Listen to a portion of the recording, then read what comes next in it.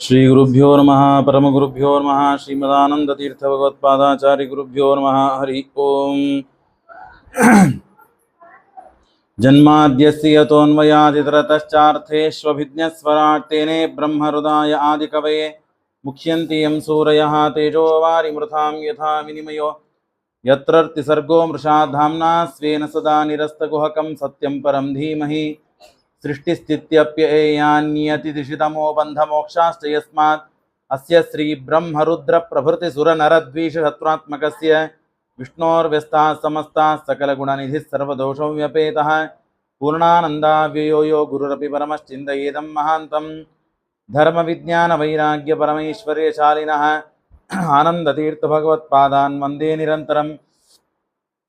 भवति यदनुभावादेडमूकोऽपि वाग्मी जडमतिरपि जन्तुर्जायते प्राज्ञमौलिः सकलवचनचेतो देवता भारती सा मम वचसि निधत्तां सन्निधिं मानसे च। नमोऽस्तु तात्विका देवाः विष्णुभक्तिपरायणाः धर्ममार्गे प्रेरयन्तु भवन्तः सर्व एव ये। नौमिन्यायसुधाधिकृज्जयमुनीन् श्रीपादरान् सन्मणीन् व्यासार्यान् विविधागमब्धिविहरान् श्रीवादिराजानपि वन्देऽहं सवरान् रघुत्तमगुरुन् वैदद्यवारानिधीन् श्री सत्यव्रत राघवेन्द्र मुनिपान् सद्बोध सध्यानपान् विद्यायां विबुधाचार्यं वेदज्ञानाब्जचन्दिरं दुर्मतध्वान्तमार्तण्डं सत्यध्यानमुनिं भजे। सत्याभिज्ञकराब्जोत्थान् पञ्चाशद्वर्षपूजकान् सत्यप्रमोदतीर्थार्यान् नौमिन्यायसुधारतान् शास्त्रेषु पारदर्श्वानं शास्त्रज्ञेषु च वत्सलं दीनभक्तोद्धारकरं सत्यात्मानं गुरुं भजे। विद्यापीठविधातारं विद्यावारिधिचन्दिरं विद्यार्थिवत्सलं वन्दे महामहिमसद्गुरुम्। आपादमौलिपर्यन्तं गुरूणाम् आकृतिं स्मरेत् तेन विघ्नाः प्रणश्यन्ति सिद्ध्यन्ति च मनोरथाः। श्रीगुरुभ्यो नमः हरिः ओम। कृष्ण रुक्मिणीयर विवाह संदर्भ, ಅದಕ್ಕಾಗಿ ಅನೇಕ ವಿಧವಾದಂತಹ ವಿಚಾರಗಳನ್ನು ಹರಿವಂಶ ಭಾಗವತದಲ್ಲಿ ತಿಳಿಸಿಕೊಟ್ಟಿದ್ದಾರೆ. ಅದರ ನಿರ್ಣಯಾತ್ಮಕವಾದ ಸಾರವನ್ನು ಶ್ರೀಮದಾನಂದ ತೀರ್ಥ ಭಗವತ್ಪಾದಾಚಾರ್ಯರು ತಾತ್ಪರ್ಯ ನಿರ್ಣಯದಲ್ಲಿ ಸಂಗ್ರಹ ಮಾಡಿಕೊಟ್ಟಿದ್ದಾರೆ. ಅದರ ಸರಿಯಾದ ತಿಳುವಳಿಕೆ ಮನುಷ್ಯನಿಗೆ ಇರಬೇಕು. ಅದರ ಮರ್ಮ ಇದು ನಮಗೆ ಅರ್ಥವಾಗಬೇಕು ಅಂತನ್ನುವ ಮಹತ್ತರವಾದ ಪ್ರಯೋಜನದಿಂದ ಶ್ರೀಮದಾಚಾರ್ಯರು ತಿಳಿಸಿಕೊಟ್ಟಿದ್ದ ವಿಷಯವನ್ನು ನಿನ್ನೆ ಅನೇಕ ತತ್ವಗಳನ್ನು ತಿಳಿದಾಗಿದೆ. ಇವತ್ತಿನ ಭಾಗ ಪರಮಾತ್ಮ ತಾನು ಭೀಷ್ಮಕ ರಾಜನಿಗೆ ಸಂದೇಶ ಮುಟ್ಟಿಸಬೇಕಾಗಿದೆ, ಒಂದು ತತ್ವವನ್ನು ತಿಳಿಸಿಕೊಡಬೇಕಾಗಿದೆ.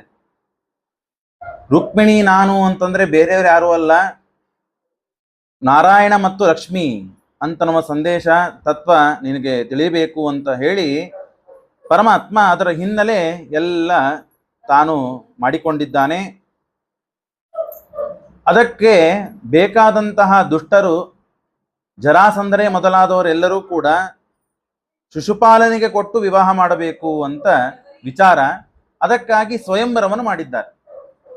ಏನಾದರೂ ಮಾಡಿ ಈಗ ಇಷ್ಟು ಜನ ಅಂತಿದ್ದೇವೆ, ಒಂದು 100 ಜನ ಅಂತಿದ್ದೇವೆ. ಆ 100ರಲ್ಲಿ ಕೃಷ್ಣ ಒಬ್ಬನು ಸೇರಿದೆ ಅಂತ ಆದರೆ ಆಗ 100 ಮಂದಿ ನಿನಗೆ ಸಪೋರ್ಟ್ ಇದ್ದೇವೆ. ಬೇರೆಯವರು ಯಾರೂ ಸ್ವಯಂವರದಲ್ಲಿ ಭಾಗವೇ ವಹಿಸೋದಿಲ್ಲ. ನಿನ್ನನ್ನು ಮುಂದೆ ಮಾಡ್ತೇವೆ, ನೀನು ಸ್ವಯಂವರದಲ್ಲಿ ವಿಜಯಶಾಲಿ ಆಗ್ತಿ, ಮತ್ತೆ ರುಕ್ಮಿಣಿಯನ್ನ ಮದುವೆ ಮಾಡಿಕೊಂಡು ಬಿಟ್ಟು ಆದರೆ ಮದುವೆ ಮಾಡ್ಕೊಂಡ್ಬಿಟ್ರೆ ಆಯ್ತು.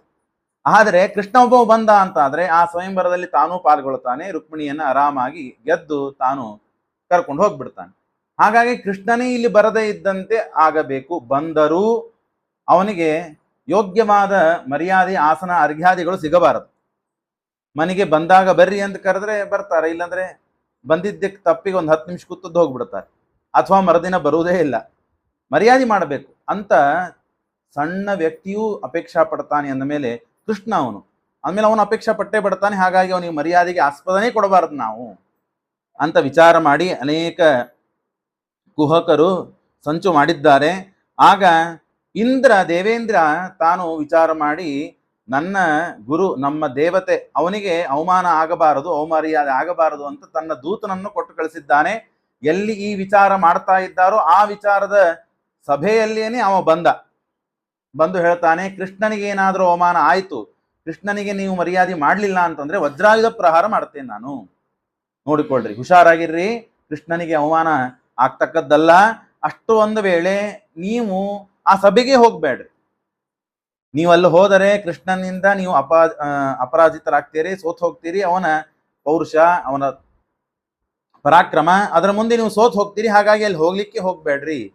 ಯಾರ್ಯಾರು ರುಕ್ಮಿ, ಸಾಲ್ವ ಮತ್ತು ಜರಾಸಂಧ, ಇವ್ರ್ಯಾರು ನೀವು ಅಲ್ಲಿ ಹೋಗದೇ ಇದ್ರೆ ನೀವೇ ನಿಮ್ಮ ಮಾನವನ್ನ ರಕ್ಷಣೆ ಮಾಡಿಕೊಂಡಂತಾಗ್ತದೆ.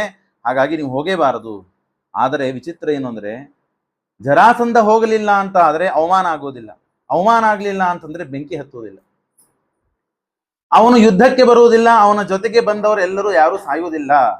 ಹಾಗಾಗಿ ಇದನ್ನಿಷ್ಟು ಹೇಳಿದಾಗ, ಹೋದರೂ ನೀವು ಅವನಿಗೆ ಮರ್ಯಾದೆ ಕೊಡ್ಬೇಕು, ಆಸನ ಕೊಡ್ಬೇಕು ಅಂತ ಇಷ್ಟು ಹೇಳಿದಾಗ ಜರಾಸಂಧ ಅಂದ, ಇಷ್ಟು ಬೆಂಬಲ ಇಂದ್ರನಿಗೆ ಎಲ್ಲಿ ಬಂತು? ಇಂದ್ರ ಯದ್ಯಪಿ ದೇವೇಂದ್ರನಾಗಿದ್ರು ನನ್ನ ಮುಂದೆ ಸೋತ್ ಹೋಗೋನು, ನಾನಷ್ಟು ಪರಾಕ್ರಮಿ, ರುದ್ರದೇವರ ವರ ಇದೆ ನನಗೆ. ಆದ್ರೆ ಕೃಷ್ಣನ ಬೆಂಬಲ ಇದೆ, ಹಾಗಾಗಿ ಜೋರಾಗಿ ಮಾತನಾಡ್ತಾ ಇದ್ದಾನೆ. ಅವನಿಗೆ ಯಾವ ಸಮಸ್ಯೆ ಇಲ್ಲದೆ ಇದ್ದಂತೆ ತಾನು ತೋರಿಸ್ಕೊಳ್ತಾ ಇದ್ದಾನೆ. ತದ್ ಅತಃ ಶಚೀಪತಿರ್ ನಿಜಂ ನಿರಾಸನೆ.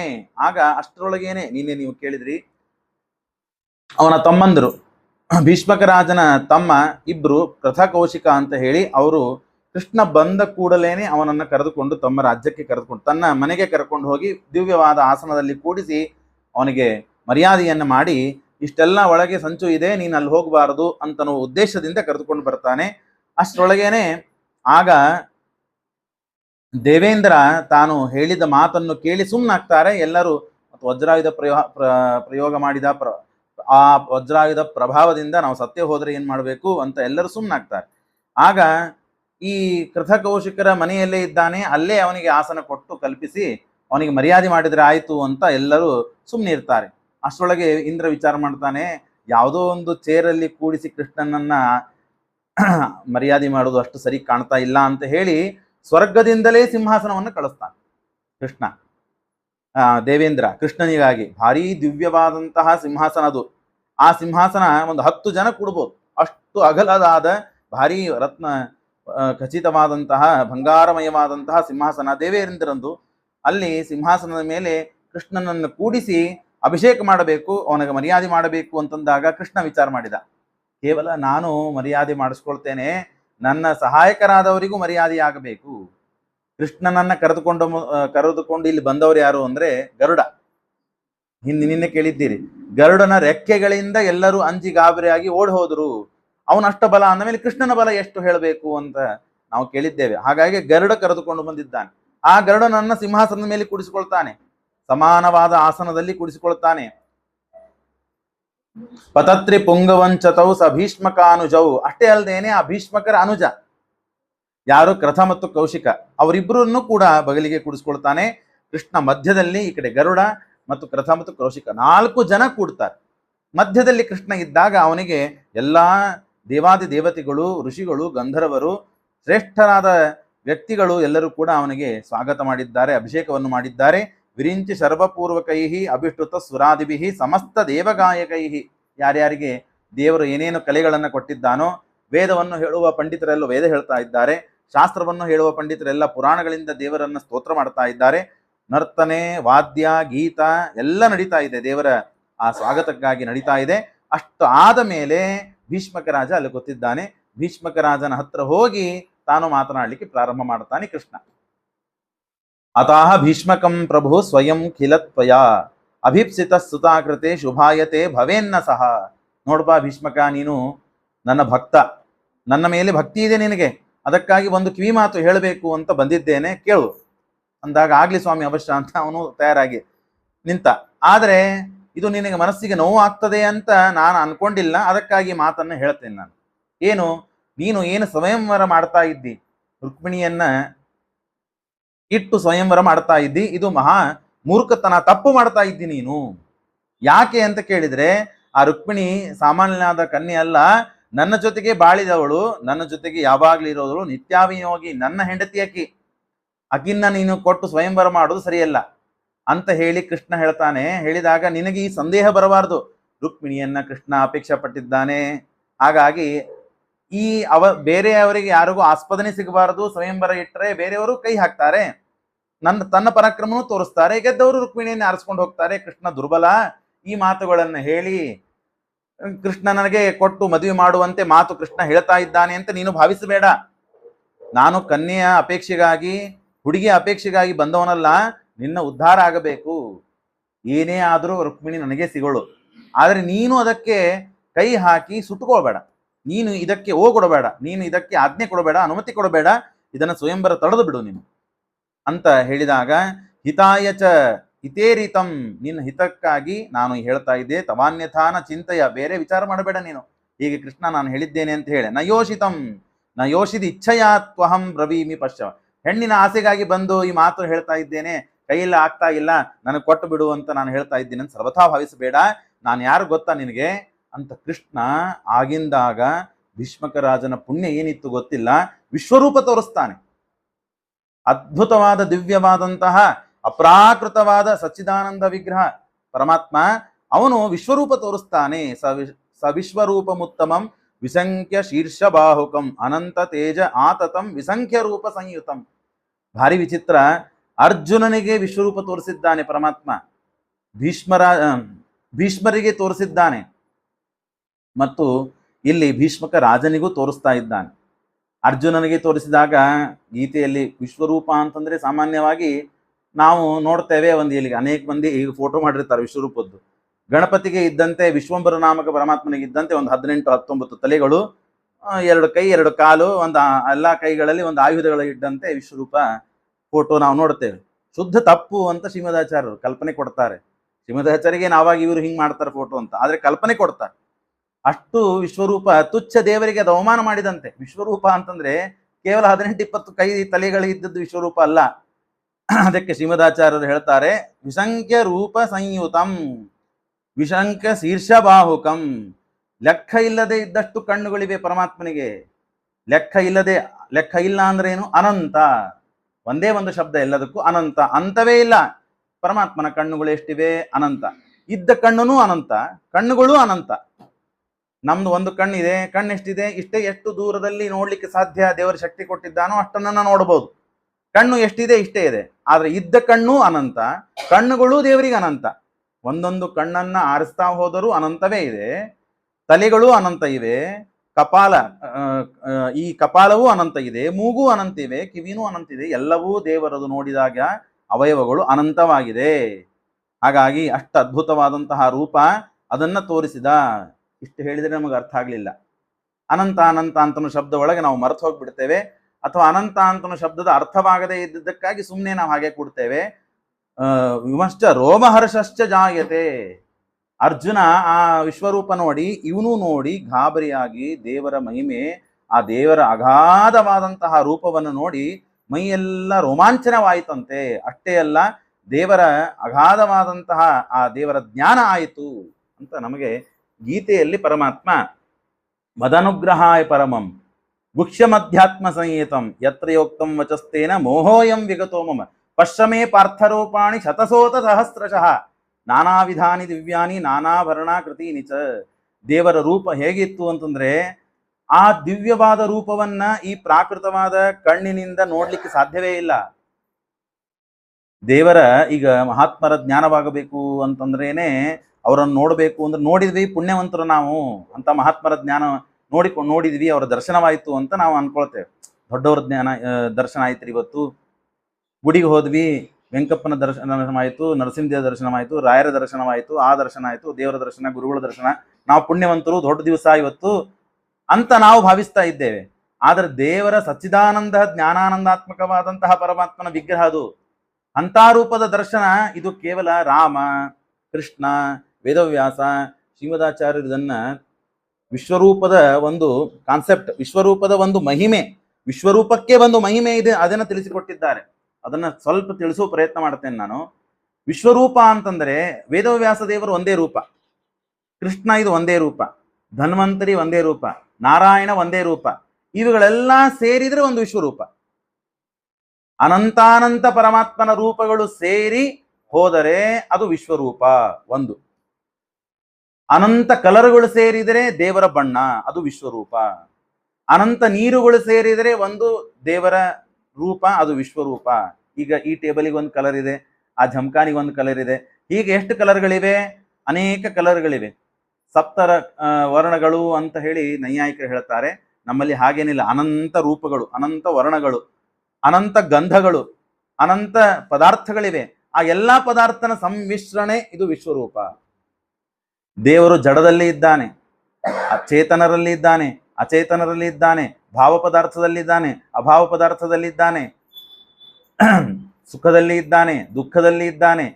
ಹೀಗೆ ಎಲ್ಲ ಪದಾರ್ಥಗಳಲ್ಲಿ ಇದ್ದಾನೆ ಪರಮಾತ್ಮ. ಅದೆಲ್ಲ ಸೇರಿದರೆ ಒಂದು ವಿಶ್ವರೂಪ. ಹಾಗಾಗಿ ಅಂಥ ವಿಶ್ವರೂಪದಲ್ಲಿ ಇಷ್ಟಾದ ಮೇಲೆ ಒಂದು ಪ್ರಶ್ನೆ ಬರುತ್ತದೆ. ಈಗ ಈ ಕೋಲೆಯಲ್ಲೇ ಈ ಒಂದು ಹಾಲ್ನಲ್ಲಿ ಎಷ್ಟು ಮಂದಿ ಕೂಡ್ಬೋದು? ನಾವು ಒಂದು 50 ಜನ ಕೂಡ್ಬೋದು. ಸ್ವಲ್ಪ ಆರಾಮಾಗಿ ಒಂದು 50 ಜನ ಕೂಡ್ಬೋದು. ಸ್ವಲ್ಪ ಹೆಚ್ಚು ಕಮ್ಮಿ ಮಾಡಿ 60 ಜನ ಕೂಡ್ಬೋದು. ಅದಕ್ಕಿಂತ ಹೆಚ್ಚು ಸಾಧ್ಯ ಇಲ್ಲ. ನಾವೆಷ್ಟು ಕೂಡ್ತೇವೆ? ಒಂದು ಫರಸೆಯಲ್ಲಿ ಎಷ್ಟು ಕೂಡ್ಲಿಕ್ಕೆ ಸಾಧ್ಯವಿದೆಯೋ ಅಷ್ಟು ಕೂಡ್ಲಿಕ್ಕೆ ಸಾಧ್ಯವಿದೆ. ದೇವರ ಒಂದು ಕಣ್ಣು ಎಷ್ಟಿದೆ? ಅನಂತ ಇದೆ. ಅಂದ್ರೆ ಲೆಕ್ಕ ಇಲ್ಲ. ದೇವರ ಒಂದು ಕಣ್ಣು ಅನಂತವಾಗಿ ಇದೆ ಅಂತಂದ್ರೆ ಕಣ್ಣೇ ಪೂರ್ಣವಾಗಿ ತುಂಬ ಹೋಯ್ತು. ಕಣ್ಣೆ ಆದ ಮೇಲೆ ಕಿವಿ ಯಾವಾಗ ಬರಬೇಕು?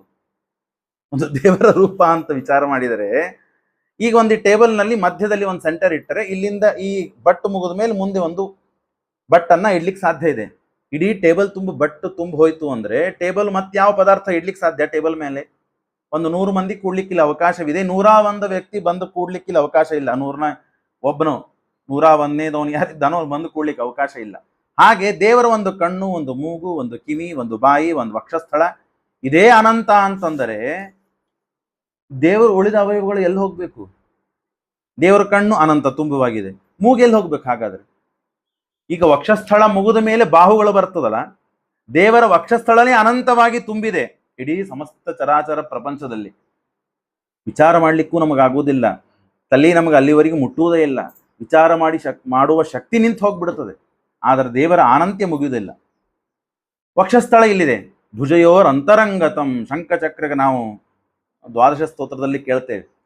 ಭುಜಯೋಹೋ ಅಂತರಂಗತಂ, 2 ಭುಜಗಳ ಮಧ್ಯದಲ್ಲಿ ವಕ್ಷಸ್ಥಳ ಇದೆ. ಲಕ್ಷ್ಮೀದೇವಿಯಲ್ಲಿ ವಾಸವಾಗಿರ್ತಾಳೆ. ಅನಂತರದಲ್ಲಿ ಭುಜದಲ್ಲಿ ಶಂಖಚಕ್ರಗಳು ಇವೆ ಅಂತ ದ್ವಾದಶ ಸ್ತೋತ್ರದಲ್ಲಿ ನಾವು ಕೇಳ್ತೀವಲ್ಲ. ಇದರ ಅರ್ಥ ಏನಿದು? ದೇವರ ಅನಂತನಾಗಿದ್ದಾನೆ, ದೇವರ ವಕ್ಷಸ್ಥಳ ಅನಂತವಾಗಿದೆ ಅಂದ ಮೇಲೆ ಆ ವಕ್ಷಸ್ಥಳ ಮುಗಿದಾದ ಮೇಲೆ ಬಾಹುಗಳು ಬರಬೇಕಿಲ್ಲಿಂದ ಅಂದ ಮೇಲೆ ದೇವರ ಅಂಗಾಂಗಗಳು ಸ್ಪಷ್ಟವಾಗಿ ಯಾರಿಗೂ ಗೋಚರವೇ ಆಗೋದಿಲ್ಲ. ಹೌದು, ಗೋಚರವಾಗುವುದಿಲ್ಲ. ಲಕ್ಷ್ಮೀದೇವಿಗೆ ಹೋಗಿ ಕೇಳಿದ್ರು, ಲಕ್ಷ್ಮೀದೇವಿ ನನಗೂ ಇನ್ನೂ ಅರ್ಥವಾಗಿಲ್ಲ ಅಂತ ಹೇಳಿ ಕಳಿಸ್ತಾಳೆ. ಮತ್ತೆ ದೇವರಾದರೂ ಹೇಗಿರ್ತಾನೆ ಅಂತಂದ್ರೆ ದೇವರ ಅಚಿಂತ್ಯ ಅದ್ಭುತ ಶಕ್ತಿ. ದೇವರಿಗೆ ಮಾಡಲಿಕ್ಕೆ ಸಾಧ್ಯವಿದೆ ಇದು. ದೇವರು ಅಣುವಾದ ಪದಾರ್ಥಗಳಕ್ಕಿಂತಲೂ ಅಣುವಾದ ವಸ್ತು ಯಾವುದು ಈ ಪ್ರಪಂಚದಲ್ಲಿ ಇದೆ, ಸಣ್ಣದಾದ ಪದಾರ್ಥ, ಅದರ ಅನಂತ ಭಾಗ ಒಂದು ಅಂಶ ಇದ್ರೂ ಪರಮಾತ್ಮ ಇರ್ತಾನೆ. ಮಹತ್ತಾದ ಅವ್ಯಾಕೃತ ಆಕಾಶ, ಅದರ ಅವ್ಯಾಕೃತ ಆಕಾಶ ದಾಟಿಯೂ ಪರಮಾತ್ಮ ಅನಂತ ರೂಪದಿಂದ ಪರಮಾತ್ಮ ಇರ್ತಾನೆ. ಹಾಗಾಗಿ ದೇವರ ಮಹಿಮೆ ಇಷ್ಟು ಅಗಾಧ. ಆ ವಿಶ್ವರೂಪವನ್ನು ಪರಮಾತ್ಮ ಇಲ್ಲಿ ತೋರಿಸಿದ್ದಾನೆ. ಅನಂತವಾದ ಅಂಶಗಳಕ್ಕಿಂತಲೂ ಅನಂತವಾದ ಪರಮಾತ್ಮನ ಅಂಶ ಇದೆ. ಒಂದು 10 ಪರಮಾಣುಗಳಿದೆ. 10 ಪರಮಾಣುಗಳಲ್ಲಿ ಒಂದು ಪರಮಾಣು ತಗೊಂಡ್ವಿ ಅಂದ್ರೆ ಅದು ಅನಂತ ಭಾಗ. ಅದರಲ್ಲಿ ಒಂದು ಪದಾರ್ಥ ತಗೊಂಡ್ವಿ ಅಂದ್ರೆ ಅದು ಅನಂತ ಭಾಗ. ಅದರಲ್ಲಿನ ಒಂದು ಪದಾರ್ಥ ತಗೊಂಡ್ರೆ ಅದು ಅನಂತ ಭಾಗ. ಹೀಗೆ ವಿಚಾರ ಮಾಡ್ತಾ ನಾವು ಅನಂತ ಜನ್ಮದಲ್ಲಿ ಅನಂತ ಬಾರಿ ಹೀಗೆ ವಿಚಾರ ಮಾಡಿದ್ರು ಅನಂತ್ಯ ಮುಗಿಯುವುದಿಲ್ಲ. ಅಷ್ಟು ಅನಂತನಾಗಿದ್ದಾನೆ ಪರಮಾತ್ಮ. ಅಂತ ವಿಶ್ವರೂಪವನ್ನು ಪರಮಾತ್ಮ ತೋರಿಸಿದ. ಇದಕ್ಕೆ ಅನಂತ ರೂಪಗಳಿದೆ, ಅನಂತ ಕ್ರಿಯಾಗಳಿದೆ, ಅನಂತ ಗುಣಗಳಿವೆ, ಅನಂತ ತೇಜಸ್ಸು ಇದೆ, ಅನಂತ ಕಾಂತಿ ಇದೆ, ಅನಂತ ಶಕ್ತಿ ಇದೆ. ಎಲ್ಲವೂ ಅನಂತ ಇದೆ. ನಾವು ವಿಚಾರ ಮಾಡ್ಲಿಕ್ಕೂ ಸಾಧ್ಯವಿಲ್ಲ. ಕೇವಲ ಶಬ್ದಗಳಿಂದ ನಮ್ಮ ಬುದ್ಧಿಗೆ ಗೋಚರವಾಗುವಷ್ಟು ನಾವು ಶಬ್ದಾಭಿಲಪನವನ್ನ ಮಾಡಲಿಕ್ಕೆ ಸಾಧ್ಯ. ಭಾರಿ ಭಾರಿ ತತ್ವಜ್ಞಾನಿಗಳು ಕೂಡ ಇದರ ಬಗ್ಗೆ ಚರ್ಚೆ ಮಾಡಿದ್ದಾರೆ. ವಿಷಯಗಳನ್ನ ನಿರ್ಣಯ ಮಾಡ್ಕೊಳ್ಳಿಕ್ ಆಗಿಲ್ಲ. ಯಾಕೆಂದ್ರೆ ಇನ್ನವರಿಗೂ ಲಕ್ಷ್ಮೀದೇವಿಗೆ ಆಗಿಲ್ಲ. ನರಮಾಪಿ ಪದಾಂಗುಲಿ ಸನ್ ನಕಧೂದಾದ ಅನಂತ ಸದ್ಗುಣ. ಪರಮಾತ್ಮನ ಪಾದಕ್ಕೆ ಇದ್ದ ಧೂಳಿಗಳಿಗೆ ಎಷ್ಟು ಗುಣಗಳಿವೆಯೋ ಆ ಗುಣಗಳನ್ನೇ ನಾವು ವರ್ಣನೆ ಮಾಡಲಿಕ್ಕೆ ಸಾಧ್ಯವಾಗದೇ ಇದ್ದಾಗ ರೂಪ ಪರಮಾತ್ಮನ ಸಮಸ್ತವಾದ ರೂಪವನ್ನ ಏನು ನೋಡ್ಲಿಕ್ಕೆ ಸಾಧ್ಯವಿದೆ? ಅಂತ ಅಗಾಧವಾದ ತನ್ನ ಯೋಗ್ಯತಾ ತಕ್ಕ ರೂಪವನ್ನ ಪರಮಾತ್ಮ ಭೀಷ್ಮಕ ರಾಜನಿಗೆ ತೋರಿಸಿದ. ಇಡೀ ವಿಶ್ವರೂಪವನ್ನ ತೋರಿಸಿದ ಅಂದ್ರೆ ಏನು? ಭೀಷ್ಮಕ ರಾಜ ನೋಡ್ಲಿಕ್ಕೆ ಎಷ್ಟು ಸಾಧ್ಯವೋ ಅಷ್ಟು ರೂಪವನ್ನು ತೋರಿಸಿದ. ಗಾಬರಿಗೊಂಡ. ಈ ವಿಶ್ವರೂಪದ ಬಗ್ಗೆನೇ ನಾವು ಅನೇಕ ದಿನಗಳಲ್ಲಿ ಅನೇಕ ಜನ ಸೇರಿ ಚರ್ಚೆ ಮಾಡಿ ನಮ್ಮ ಬುದ್ಧಿ ಎಲ್ಲಿವರೆಗೆ ಒಬ್ಬರೇ ಕೂತ್ರೆ ಬಹಳ ತಲೆ ಓಡುವುದಿಲ್ಲ. ಬಹಳ ಅದರ ಬಗ್ಗೆ ಗಮನ ಹರಿಸೋದಿಲ್ಲ. 4-6 ಜನ 10 ಜನ ಕೂಡಿ ಅದರ ಬಗ್ಗೆ ವಿಚಾರ ಮಾಡಿದರೆ ಏನಿದೆ ಅಂತ ಸಾಮಾನ್ಯವಾಗಿ ಕಲ್ಪನೆ ಬಂದಿದೆ ಅಂತ ಭ್ರಮವಾದರೂ ಬರ್ತದೆ. ಯಥಾರ್ಥ ಜ್ಞಾನ ಅಲ್ಲ, ದೇವರು ಹೀಗಿದ್ದಾನೆ ಅಂತ ಭ್ರಮವಾದರೂ ಬರಲಿಕ್ಕೆ ಸಾಧ್ಯ. ಅಂತದ್ದು ಶ್ರೀಮದ್ ಆಚಾರ್ಯರು ತಿಳಿಸಿಕೊಟ್ಟಿದ್ದಾರೆ. ತದದ್ಭುತಂ ಅನಂತರೂಪಿಣಂ. ಅಷ್ಟೇ ಅಲ್ಲ, ದೇವರು ತನ್ನ ವಿಶ್ವರೂಪವನ್ನು ತೋರಿಸುವ ಜೊತೆಗೆ ಲಕ್ಷ್ಮೀದೇವಿಯ ವಿಶ್ವರೂಪವನ್ನು ತೋರಿಸ್ತಾನೆ. ಲಕ್ಷ್ಮೀದೇವಿ ಇಂಥವಳಿದ್ದಾಳೆ. ಇಲ್ಲಿ ನೀನು ನೋಡ್ತಾ ಇದೆಯಲ್ಲ ರುಕ್ಮಿಣಿ, ಆಕೆ ಸಾಮಾನ್ಯ ಅಲ್ಲ, ಲಕ್ಷ್ಮಿ, ಆಕಿನ ವಿಶ್ವರೂಪನ ತೋರಿಸ್ತೇನೆ ನೋಡು ಅಂತ ಹೇಳಿ ಏಕಕಾಲಕ್ಕೆ ತನ್ನ ವಿಶ್ವರೂಪ, ಲಕ್ಷ್ಮೀದೇವಿಯ ವಿಶ್ವರೂಪ, ಇನ್ನ ಇಲ್ಲಿ ಇದ್ದ ರುಕ್ಮಿಣಿಯ ವಿಶ್ವರೂಪವನ್ನು ತೋರಿಸಿದಾಗ ಗಾಬರಿಗೊಂಡ. ತದದ್ಭುತಂ ಸಮೀಕ್ಷದ ಪ್ರಭೀತ ಆತ ಭೀಷ್ಮಕಃ. ಪಪಾತ ಏನು ಮಾಡ್ಲಿಕ್ಕೆ ಆಗ್ಲಿಲ್ಲ ಅವನಿಗೆ. ಏನಂತ ಹೇಳಬೇಕು, ಏನಂತ ಬಿಡಬೇಕು, ನೇರವಾಗಿ ಶರಣಾಗತನಾಗಿ ಪಾದಕ್ಕೆ ಬಿದ್ದ. ನೀನ್ ಹೇಗೆ ಹೇಳ್ತಿ ಹಾಗೆ ಮಾಡ್ತೆ, ಮುಗಿದೋಯ್ತು, ಮಾತೇ ಮುಗಿದೋಯ್ತು. ಪರಮಾತ್ಮ ಅವನನ್ನು ವಶ ಮಾಡಿಕೊಂಡು ಬಿಟ್ಟ. ಪರಮಾತ್ಮ ಅವನ ಜ್ಞಾನವನ್ನು ಮಾಡಿಸಿ ಹಾದಿ ತಪ್ಪದೇ ಇದ್ದಂತೆ ವ್ಯವಸ್ಥೆ ಮಾಡಿಬಿಟ್ಟ ಪರಮಾತ್ಮ. ಆಯ್ತು ಸ್ವಾಮಿ, ನೀನೇಗಂತಿ ಹಾಗೆ. ಜಗಾಮ ಪಕ್ಷಿವಾಹನ ಪುರಿಂ ಸ್ವಬಾಹು ಪಾಲಿತಾಂ. ಅಲ್ಲಿಂದ ಹೋಗೇ ಬಿಟ್ಟ ಪರಮಾತ್ಮ, ತನ್ನ ಊರಿಗೆ ಹೋಗ್ಬಿಟ್ಟ. ಊರಿಗೆ ಹೋದಾಗ ಯಾವ ಸ್ವಯಂವರಕ್ಕಾಗಿ ಎಲ್ಲ ರಾಜರನ್ನ ಕರೆಸಿದ್ದಾನೆ, ತಾವು ಸಂಚಿ ಹಾಕಿದ್ದಾರೆ, ಇಲ್ಲಿ ಪರಮಾತ್ಮನಿಗೆ ಆಸನವೇ ಸಿಗುವುದು ಬೇಡ ಅಂತಲ್ಲಿ ಬಂದಾಗ ತನ್ನ ತಮ್ಮನಾದ ಕೃತಕೌಶಿಕರ ಮನೆಯಲ್ಲಿ ಇದ್ದಾಗ ಆಸನ ಇಂದ್ರಾಸನ ಬಂತು, ಕೂತ ವೈಭವಗೊಂಡ. ಇವರು ಹಲ್ಲು ಕಚ್ಕೋತ್ ಕೂತರು. ವೈಭವಗೊಂಡು ಪರಮಾತ್ಮ ಎಲ್ಲ ಸಭೆ ಮಧ್ಯದಲ್ಲಿಯೇ ಭೀಷ್ಮಕರಾಜನಿಗೆ ವಿಶ್ವರೂಪ ತೋರಿಸಿ, ಲಕ್ಷ್ಮೀದೇವಿ ವಿಶ್ವರೂಪ ತೋರಿಸಿ, ರುಕ್ಮಿಣಿಯ ವಿಶ್ವರೂಪವನ್ನು ತೋರಿಸಿ ಪರಮಾತ್ಮನ ಜ್ಞಾನವನ್ನು ಅವನಿಗೆ ಕರುಣಿಸಿ ಅಲ್ಲಿಂದ ಪರಮಾತ್ಮ ಹೊರಟು ಹೋದ. ಈ ಸ್ವಯಂವರ ಕ್ಯಾನ್ಸಲ್ ಅಂತ ಹೇಳಿಬಿಟ್ಟ ಭೀಷ್ಮಕ ರಾಜ. ತಾನು ಒಪ್ಪಿಗೆ ಕೊತ್ತಿದ್ದ, ಅವನೇ ರಾಜ, ಅವನೇ ಒಪ್ಪಿಗೆ ಕೊಡದೇ ಇದ್ದಾಗ ಇನ್ನೇನು ಭೀಷ್ಮಕ ರಾಜ ಮಾಡಬೇಕು, ಉಳಿದವರೆಲ್ಲ ಏನ್ ಮಾಡಬೇಕು, ತಾನು ಬಿಟ್ಟೇ ಬಿಟ್ಟ. ಸ್ವಯಂವರ ಕ್ಷಿತೇರ್ಭುಜಾಂ ಸ್ವಧರ್ಮ ಏಷ ಇತ್ಯದ್ವಯೋ ನ ದೋಷ ಆಸ ಭೀಷ್ಮಕೋ ನ ಕೇಶವಾರ್ಥಮೈಚ್ಛತ ತಥೋ ಹರೋ ಪ್ರಬೋದ್ಯತಂ ಗತೆ ಕೃಪಾಲು ಸತ್ತಮೇ. ಹೀಗಿಷ್ಟಾದಾಗ ಆಗ ಅನೇಕ ಜನ ಸಾಲ್ವ, ರುಕ್ಮಿ, ಆಮೇಲೆ ಜರಾಸಂಧ ಎಲ್ಲರೂ ಯುದ್ಧಕ್ಕೆ ಬರ್ತಾರೆ. ಪರಮಾತ್ಮ ಯುದ್ಧ ಆಡಿದಂತೆ ಆಡಿ ಅವರನ್ನ ತಳಗೆ ಬೀಳಿಸಿ ತಾನು ಹೋಗ್ಬಿಡ್ತಾನೆ. ಅಲ್ಲಿ ಯಾರನ್ನೂ ಕೊಲ್ಲಿಲ್ಲ ಪರಮಾತ್ಮ, ಜರಾಸಂಧನನ್ನು ಬಿಟ್ಟು ಬಿಟ್ಟ. ಯಾಕಂದ್ರೆ ಯಶ್ಚ ಧರ್ಮ ಮುತ್ತಮಂ ವಿಧಿತ್ಸತ ರುಕೋದರೆ. ರುಕೋದರೆ ಭೀಮನಿಗೆ ಈ ಜರಾಸಂಧನ ಸಂಹಾರ ಮಾಡಿದ ಕೀರ್ತಿ ಕೊಡಬೇಕಾಗಿದೆ. ವಿಚಿತ್ರ ನೋಡ್ರಿ, ತಂದೆ ಮತ್ತು ಮಕ್ಕಳು ಇಬ್ರು ತಮ್ಮ ಪರಸ್ಪರ ಕೀರ್ತಿಯನ್ನ ತಮಗಾಗಿ ಬಿಟ್ಟು ಕೊಟ್ಟರು. ಇಲ್ಲಿ ಜರಾಸಂಧನನ್ನು ಕೊಲ್ಬೋದಾಗಿತ್ತು, ಕೊಲ್ಲಿಲ್ಲ. ಯಾಕೆ? ಭೀಮಸೇನ ದೇವರಿಗೆ ಕೀರ್ತಿ ಬರಬೇಕಾಗಿದೆ. ಕೀರ್ತಿ ಅಷ್ಟೇ ಅಲ್ಲ, ಯಶ ಅಂತನ ಶಬ್ದ ಕೀರ್ತಿ ಇರುವಂತೆ ಪುಣ್ಯವೂ ಇದೆ, ಪುಣ್ಯವೂ ಬರಬೇಕಾಗಿದೆ. ಆ ಪುಣ್ಯವನ್ನು ತಗೊಂಡು ಏನ್ ಮಾಡಬೇಕು? ಆ ಪುಣ್ಯ ಬಂದರೇನೆ ಇವನಿಗೆ ಚತುರ್ಮುಖತ್ವ ಯೋಗ್ಯತಾ, ಚತುರ್ಮುಖ ಪದವಿ, ಬ್ರಹ್ಮದೇವರ ಪದವಿ ಸಿಗಲಿಕ್ಕೆ ಸಾಧ್ಯವಿದೆ. ಹಾಗಾಗಿ ಈ ಎರಡು ಕಾರಣಕ್ಕಾಗಿ ಇಲ್ಲಿ ಬಿಟ್ಟ. ಹನುಮಂತ ದೇವರು ಹಾಗೆ ರಾವಣನ ಸಂಹಾರಕ್ಕಾಗಿ 16 ಬಾರಿ ರಾವಣನ ಸಂಹಾರ ಮಾಡದೇನೆ ಕೇವಲ ಎದೆಗೆ ಗುದ್ದಿ 10 ಮುಖದಿಂದ ರಕ್ತವಾಂತಿ ಮಾಡಿಕೊಳ್ಳುವಂತೆ ಮಾಡಿ ಮೂರ್ಛೆಗೆ ತಂದು ಬಿಟ್ರು. ಅಷ್ಟೇ ಹೊರತು ಅವನನ್ನು ಸಂಹಾರ ಮಾಡಿಲ್ಲ. ಯಾಕಂದ್ರೆ ರಾಮ ಹೇಳಿದ್ದಾನೆ, 3 ಜನ್ಮದಲ್ಲಿ ನಾನು ನಿಮ್ಮನ್ನ ಬಂದು ಅವತಾರ ಮಾಡಿ ನಾನು ನಿಮ್ಮ ಸಂಹಾರ ಮಾಡ್ತೇನೆ, ಮುಕ್ತಿಯನ್ನ ಕೊಡ್ತೇನೆ ಅಂತ. ದೇವರೇ ಸ್ವಯಂ ಆ ಜಯ ವಿಜಯರಿಗೆ ಮಾತನ್ನು ಕೊಟ್ಟದ್ದನ್ನು ಉಳಿಸಬೇಕು. ಯಶಶ್ಚ ರಾಮಮುತ್ತಮಂ, ರಾಮದೇವರಿಗೆ ಕೀರ್ತಿ ಬರಬೇಕು, ತನ್ನ ಮಾತು ನಡಿಬೇಕು ಅಂತನೂ ಸಲುವಾಗಿ ಹನುಮಂತ ದೇವರು ತ್ಯಾಗ ಮಾಡಿದಿದೆ. ಭೀಮಸೇನ ದೇವರು ಅನೇಕ ಬಾರಿ ತ್ಯಾಗ ಮಾಡಿದ್ದುಂಟು. ಹಾಗೆ ಭೀಮನ ಸಲುವಾಗಿ ತಾನು ಇಲ್ಲಿ ಯಶಸ್ಸನ್ನು ಬಿಟ್ಟುಕೊಟ್ಟಿದ್ದು ಇದೆ.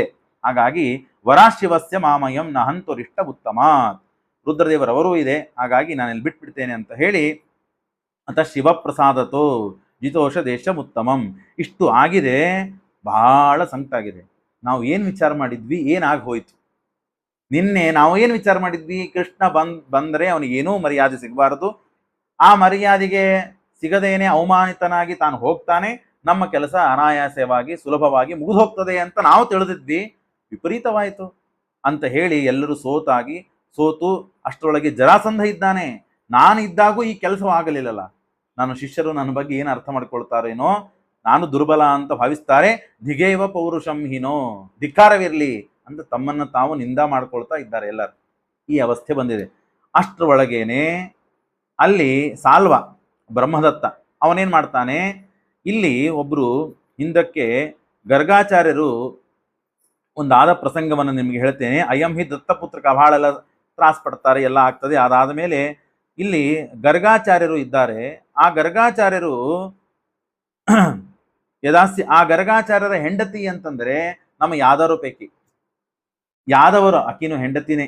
ಹಾಗಾಗಿ ಆ ಯಾದವರ ತಮ್ಮ ಅಂದ್ರೆ ಹೆಂಡತಿಯ ತಮ್ಮ ತಾನು ಶಾಲಕ ಏನ್ ಮಾಡಿದ್ದಾನೆ, ಗರ್ಗಾಚಾರ್ಯರು ಒಂದ್ ದಿವಸ ಸಭೆಗೆ ಬಂದಾಗ ಅವನು ಅಕ್ಕ ಬಿಟ್ಟ, ಅಪಹಾಸ ಮಾಡಿದ ವಿನಾಕಾರಣ ಏನೋ. ಅದನ್ನು ನೋಡಿ ಕೃಷ್ಣನ ಅಧ್ಯಕ್ಷತೆ ಇದೆ, ಕೃಷ್ಣ ಕೂತಿದ್ದಾನೆ, ಕೃಷ್ಣ ಸಿಂಹಾಸನದಲ್ಲಿ ಇದ್ದಾಗ ಆ ಯಾದವ ತಾನು ನಕ್ಕ, ಅಂದ್ರೆ ಶಾಲಕನೇ ಹೆಂಡತಿಯ ತಮ್ಮ ನಕ್ಕಿದ್ದಕ್ಕೆ ಉಳಿದೆಲ್ಲ ಯಾದವರು ಅಪಹಾಸ ಮಾಡಿಬಿಟ್ರು. ಅದನ್ನು ನೋಡಿ ಬಹಳ ಅವನಿಗೆ ಅವಮಾನವಾಯಿತು ಗರ್ಗಾಚಾರ್ಯರಿಗೆ.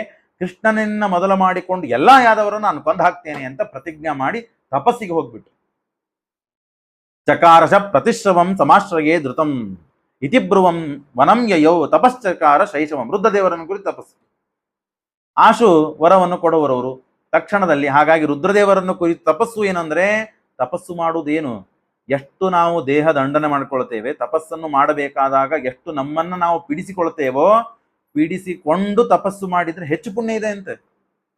ಅನಾಯಾಸವಾಗಿ ಗಾದಿ ಮೇಲೆ ಮಲ್ಕೊಂಡು ಸುಗ್ರಾಸ ಭೋಜನ ಮಾಡಿ 3-4 ತಾಸು ಮಲ್ಕೊಂಡು ಇಡೀ ದಿವಸ ಆರಾಮಾಗಿ ಕಳೆದು ಒಂದು 10 ಗಾಯತ್ರಿ ಜಪ ಮಾಡ್ತೇನೆ ಅಂದ್ರೆ ತಪಸ್ಸಾಗ್ತದ? ಅದು ಇಲ್ಲ. ತಪಸ್ಸು ಅಂದ್ರೆ ಬಹಳ ಕಷ್ಟದಿಂದ ಒದ್ದಾಡಿ ದೇಹ ಶೋಷಣೆಗಳನ್ನ ಎಲ್ಲ ವೈರಾಗ್ಯದಿಂದ ನಿಗ್ರಹಗಳನ್ನು ಮಾಡಿಕೊಂಡು ಮಾಡಿದ ಅನುಷ್ಠಾನ ಇದು ತಪಸ್ಸು ಅಂತ ಆಗ್ತದೆ. ಹಾಗಾಗಿ ಇವರೇನ್ ತಪಸ್ಸು ಮಾಡ್ತಾ ಇದ್ರು ಅಂದ್ರೆ, ಕಬ್ಬಿಣವನ್ನ ಕುಟ್ಟಿ ಆ ಕಬ್ಬಿಣದ ಪುಡಿಯನ್ನು ತಿಂದು ಬದುಕಿದವರು. ತಿಂದು ಬದುಕಿ ಅದನ್ನ ಜೀರ್ಣ ಮಾಡಿಕೊಂಡು ದ್ವೇಷ, ಆ ದ್ವೇಷ ಎಷ್ಟು ಇತ್ತು ಇದರಿಂದ ಸೂಚನೆ ಮಾಡ್ತಾರೆ. ಆ ಯಾದವರ ಮೇಲೆ ದ್ವೇಷ, ಅಸೂಯೆ, ಮಾತ್ಸರ್ಯಗಳು ಇವ್ರ ಮೇಲೆ ಎಷ್ಟಿತ್ತು ಅಂತಂದ್ರೆ, ಆ ಕಬ್ಬಿಣವನ್ನು ಕರಗಿಸಿಕೊಂಡು ನಾನು ಬದುಕಿ ಅವರನ್ನ ಸಂಹಾರ ಮಾಡುವ ಒಬ್ಬ ಸಂತಾನವನ್ನು ಪಡಿತೇನೆ, ನಾನು ತಪಸ್ಸನ್ನು ಪಡಿತೇನೆ, ಪುಣ್ಯವನ್ನು ಪಡಿತೇನೆ ಅಂತ ಹೇಳಿ ಸಚೂರ್ಣಿಂ ಆಯಸಂ. ಆಯಸ ಅಂದ್ರೆ ಕಬ್ಬಿಣ. ತ್ವದಂ ದದರ್ಶ ಚಾಬ್ಜತ ಶಿವಂ ವರಂ ತಥೋ ಅಭಿಷೇಕವಂ. ನೋಡ್ರಿ, ಯಾರ್ಯಾರಿಗೆ ಏನೇನು ಉದ್ದೇಶಗಳಿರ್ತದೆ, ಯಾವುದಕ್ಕಾಗಿ ತಪಸ್ಸು ಮಾಡ್ತಿರ್ತಾರೆ ಅದು ಗೊತ್ತಾಗೋದಿಲ್ಲ. ಸ ವೈಷ್ಣು ದೇವತಾ ಪ್ರವಿಷ್ಟ ಉಲ್ಬಣಾಸುರೈಹಿ, ಅದಕ್ಕೆಲ್ಲ ನಿರ್ಣಯ ಕೊಡ್ತಾರೆ. ರುದ್ರದೇವರು ಪ್ರತ್ಯಕ್ಷರಾಗ್ತಾರೆ. ರುದ್ರದೇವರು ಆಗಲಿ ಅಂತ ವರ ಕೊಡ್ತಾರೆ. ಏನು ವರ? ವಿಷ್ಣುವನ್ನ ಸಂಹಾರ ಮಾಡುವ ನಿನಗೆ ಶಕ್ತಿ ಸಾಮರ್ಥ್ಯಗಳು ಬರಲಿ, ನೀನನ್ನು ಅಪೇಕ್ಷೆ ಪಟ್ಟಿದ್ದಿಲ್ಲಪ್ಪ, ಅದಾಗ್ಲಿ ಹೋಗು ಅಂತ ಹೇಳಿ ತಾವು ವರವನ್ನು ಕೊಡ್ತಾರಂತ ಹೇಳ್ತಾರೆ. ಇಬ್ಬರಿಗೂ ಇಲ್ಲಿ ಅಸುರಾವೇಶ ಬರ್ತದೆ. ದೇವರ ವಿರುದ್ಧವಾಗಿ ತಾನು ತಪಸ್ಸು ಮಾಡಿದ್ದಕ್ಕೆ ವರವನ್ನು ವಿರುದ್ಧವಾಗಿ ಕೊಟ್ಟಿದ್ದಕ್ಕೆ ಇಬ್ಬರಲ್ಲೂ ಅಸುರಾವೇಶ ಇದೆ ಅಂತ ಶ್ರೀಮದಾಚಾರ್ಯ ತಿಳಿಸಿಕೊಡ್ತಾರೆ. ಅಷ್ಟರೊಳಗೇನೆ ಇಷ್ಟು ಆಯಿತು, ಮೈ ಮೇಲೆ ಎಚ್ಚರಿಲ್ಲ, ಕೇವಲ ದ್ವೇಷ ಕಾಣ್ತಾ ಇದೆ. ಮನುಷ್ಯ ಸಿಟ್ಟಿನಲ್ಲಿದ್ದಾಗ ಏನು ಮಾಡ್ತಾನೆ, ಏನು ಮಾಡಬೇಕು ಅಂತನ್ನುವುದಕ್ಕೆ ಏನು ಮಾಡ್ತಾನೆ ಅಂತನೂ ತಿಳಿದೇನೆ ಮಾಡಿದ ಅಪಚಾರಗಳಲ್ಲಿ ಇದು ದೊಡ್ಡದಾದ ದೃಷ್ಟಾಂತ ನಮಗೆ.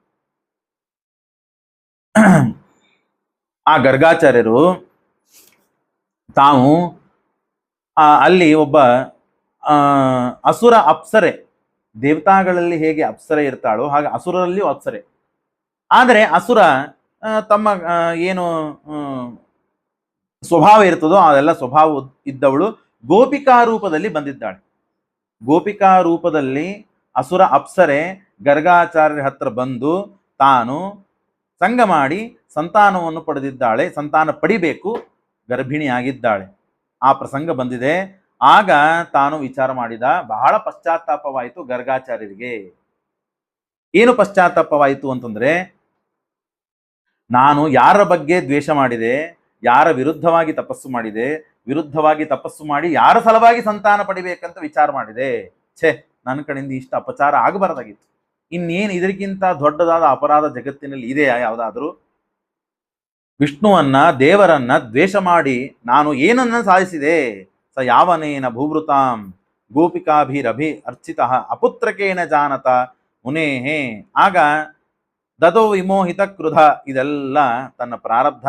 ದೇವರನ್ನು ದ್ವೇಷ ಮಾಡಬೇಕು ಅಂತ ಆಗಿತ್ತು, ಹಾಗಾಗಿ ಮಾಡಿದ. ಅಷ್ಟೇ ಅಲ್ಲದೇನೆ ತನ್ನ ಬ್ರಹ್ಮಚರ್ಯವನ್ನು ಕಳೆದುಕೊಂಡ. ಕೇವಲ ಬ್ರಹ್ಮಚರ್ಯ ಅಂತಂದ್ರೆ ಮದುವೆ ಆದ ತಕ್ಷಣ ಬ್ರಹ್ಮಚರ್ಯ ಕಳ್ಕೊಳ್ತಾನಂತಲ್ಲ, ಮದುವೆ ಆದ ಮೇಲೂ ಸಂತಾನಕ್ಕಾಗಿ ಸಂಘ ಕೇವಲ ಅಷ್ಟೇ ಮಾಡಿದ. ಉಳಿದೆಲ್ಲ ಕಾಲಕ್ಕೆ ತಾನು ವಿಷ್ಣು ಭಕ್ತನಾಗಿದ್ದು ತನ್ನ ನೈಷ್ಠಿಕ ಕರ್ಮದಲ್ಲಿ ತಾನು ಆಸಕ್ತನಾಗಿದ್ದ ಅಂದ್ರೆ ಅದೊಂದು ದೊಡ್ಡ ತಪಸ್ಸು, ಅದೊಂದು ವೈರಾಗ್ಯ, ನೈಷ್ಠಿಕ ಧರ್ಮ, ಬ್ರಹ್ಮಚರ್ಯ ಅಂತ ಶಾಸ್ತ್ರ ತಿಳಿಸಿಕೊಡ್ತದೆ.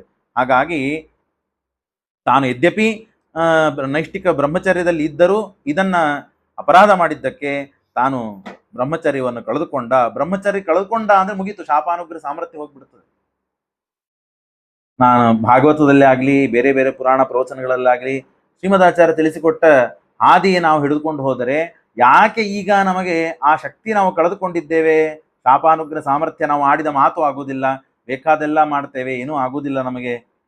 ಹೋಮ ಅಂದ್ರು ಹೋಮ ಮಾಡಿದ್ವಿ, ಆ ಪಾರಾಯಣ ಅಂದ್ರು ಆ ಪಾರಾಯಣ ಮಾಡಿದ್ವಿ, ಆ ಪ್ರದಕ್ಷಿಣೆ ಅಂದ್ರು ಆ ಪ್ರದಕ್ಷಿಣೆ ಹಾಕಿದ್ವಿ, ಆ ಅಭಿಷೇಕ ಅಂದ್ರೆ ಅದನ್ನ ಮಾಡಿಸಿದ್ವಿ, ಏನೇನೋ ಎಲ್ಲ ಮಾಡಿಸ್ಬೇಕಾದದನ್ನೆಲ್ಲ ಮಾಡಿಸಿದ್ವಿ, ನಮ್ಮ ಕೆಲಸ ಆಗವಲ್ತಿನ ಅಂತ ಹೇಳಿ ಮಾಡಿದವರನ್ನ, ಮಾಡಿಸಿದವರನ್ನ, ಹೇಳಿದವರನ್ನ ಎಲ್ಲರನ್ನು ಉದ್ಧಾರ ಮಾಡ್ತೇವೆ. ತಂದೇನಿದೆ ಗೊತ್ತಿಲ್ಲ. ಯಾಕೆ ಅಂದ್ರೆ ಮಾಡುವ ರೀತಿಯಲ್ಲಿ ತಾನು ಮಾಡಿಲ್ಲ, ಇಷ್ಟು ದಿನಗಳ ಕಾಲ ತಾನು ಶುದ್ಧನಾಗಿಲ್ಲ. ಈಗ ಆಪತ್ತು ವಿಪತ್ತುಗಳು ಬಂದಿದೆ ಅಂತ ಅದನ್ನ ಪರಿಹಾರ ಮಾಡ್ಕೊಳ್ಳಿಕ್ಕೆ ಯಾರೋ ಗುರುಗಳನ್ನ 10 ಮಂದಿ ಹೇಳಿದ್ದಕ್ಕೆ ಮನೆಯಲ್ಲಿ ಒತ್ತಾಯ ಮಾಡಿ ಬೈದು ಕಳಿಸಿದ್ದಕ್ಕೆ ಹೋಗಿದ್ದಾನೆ. ಹೋಗಿ ವಿಶ್ವಾಸದಿಂದ ಕೇಳಿದ, ವಿಶ್ವಾಸದಿಂದೇ ಮಾಡಿದ.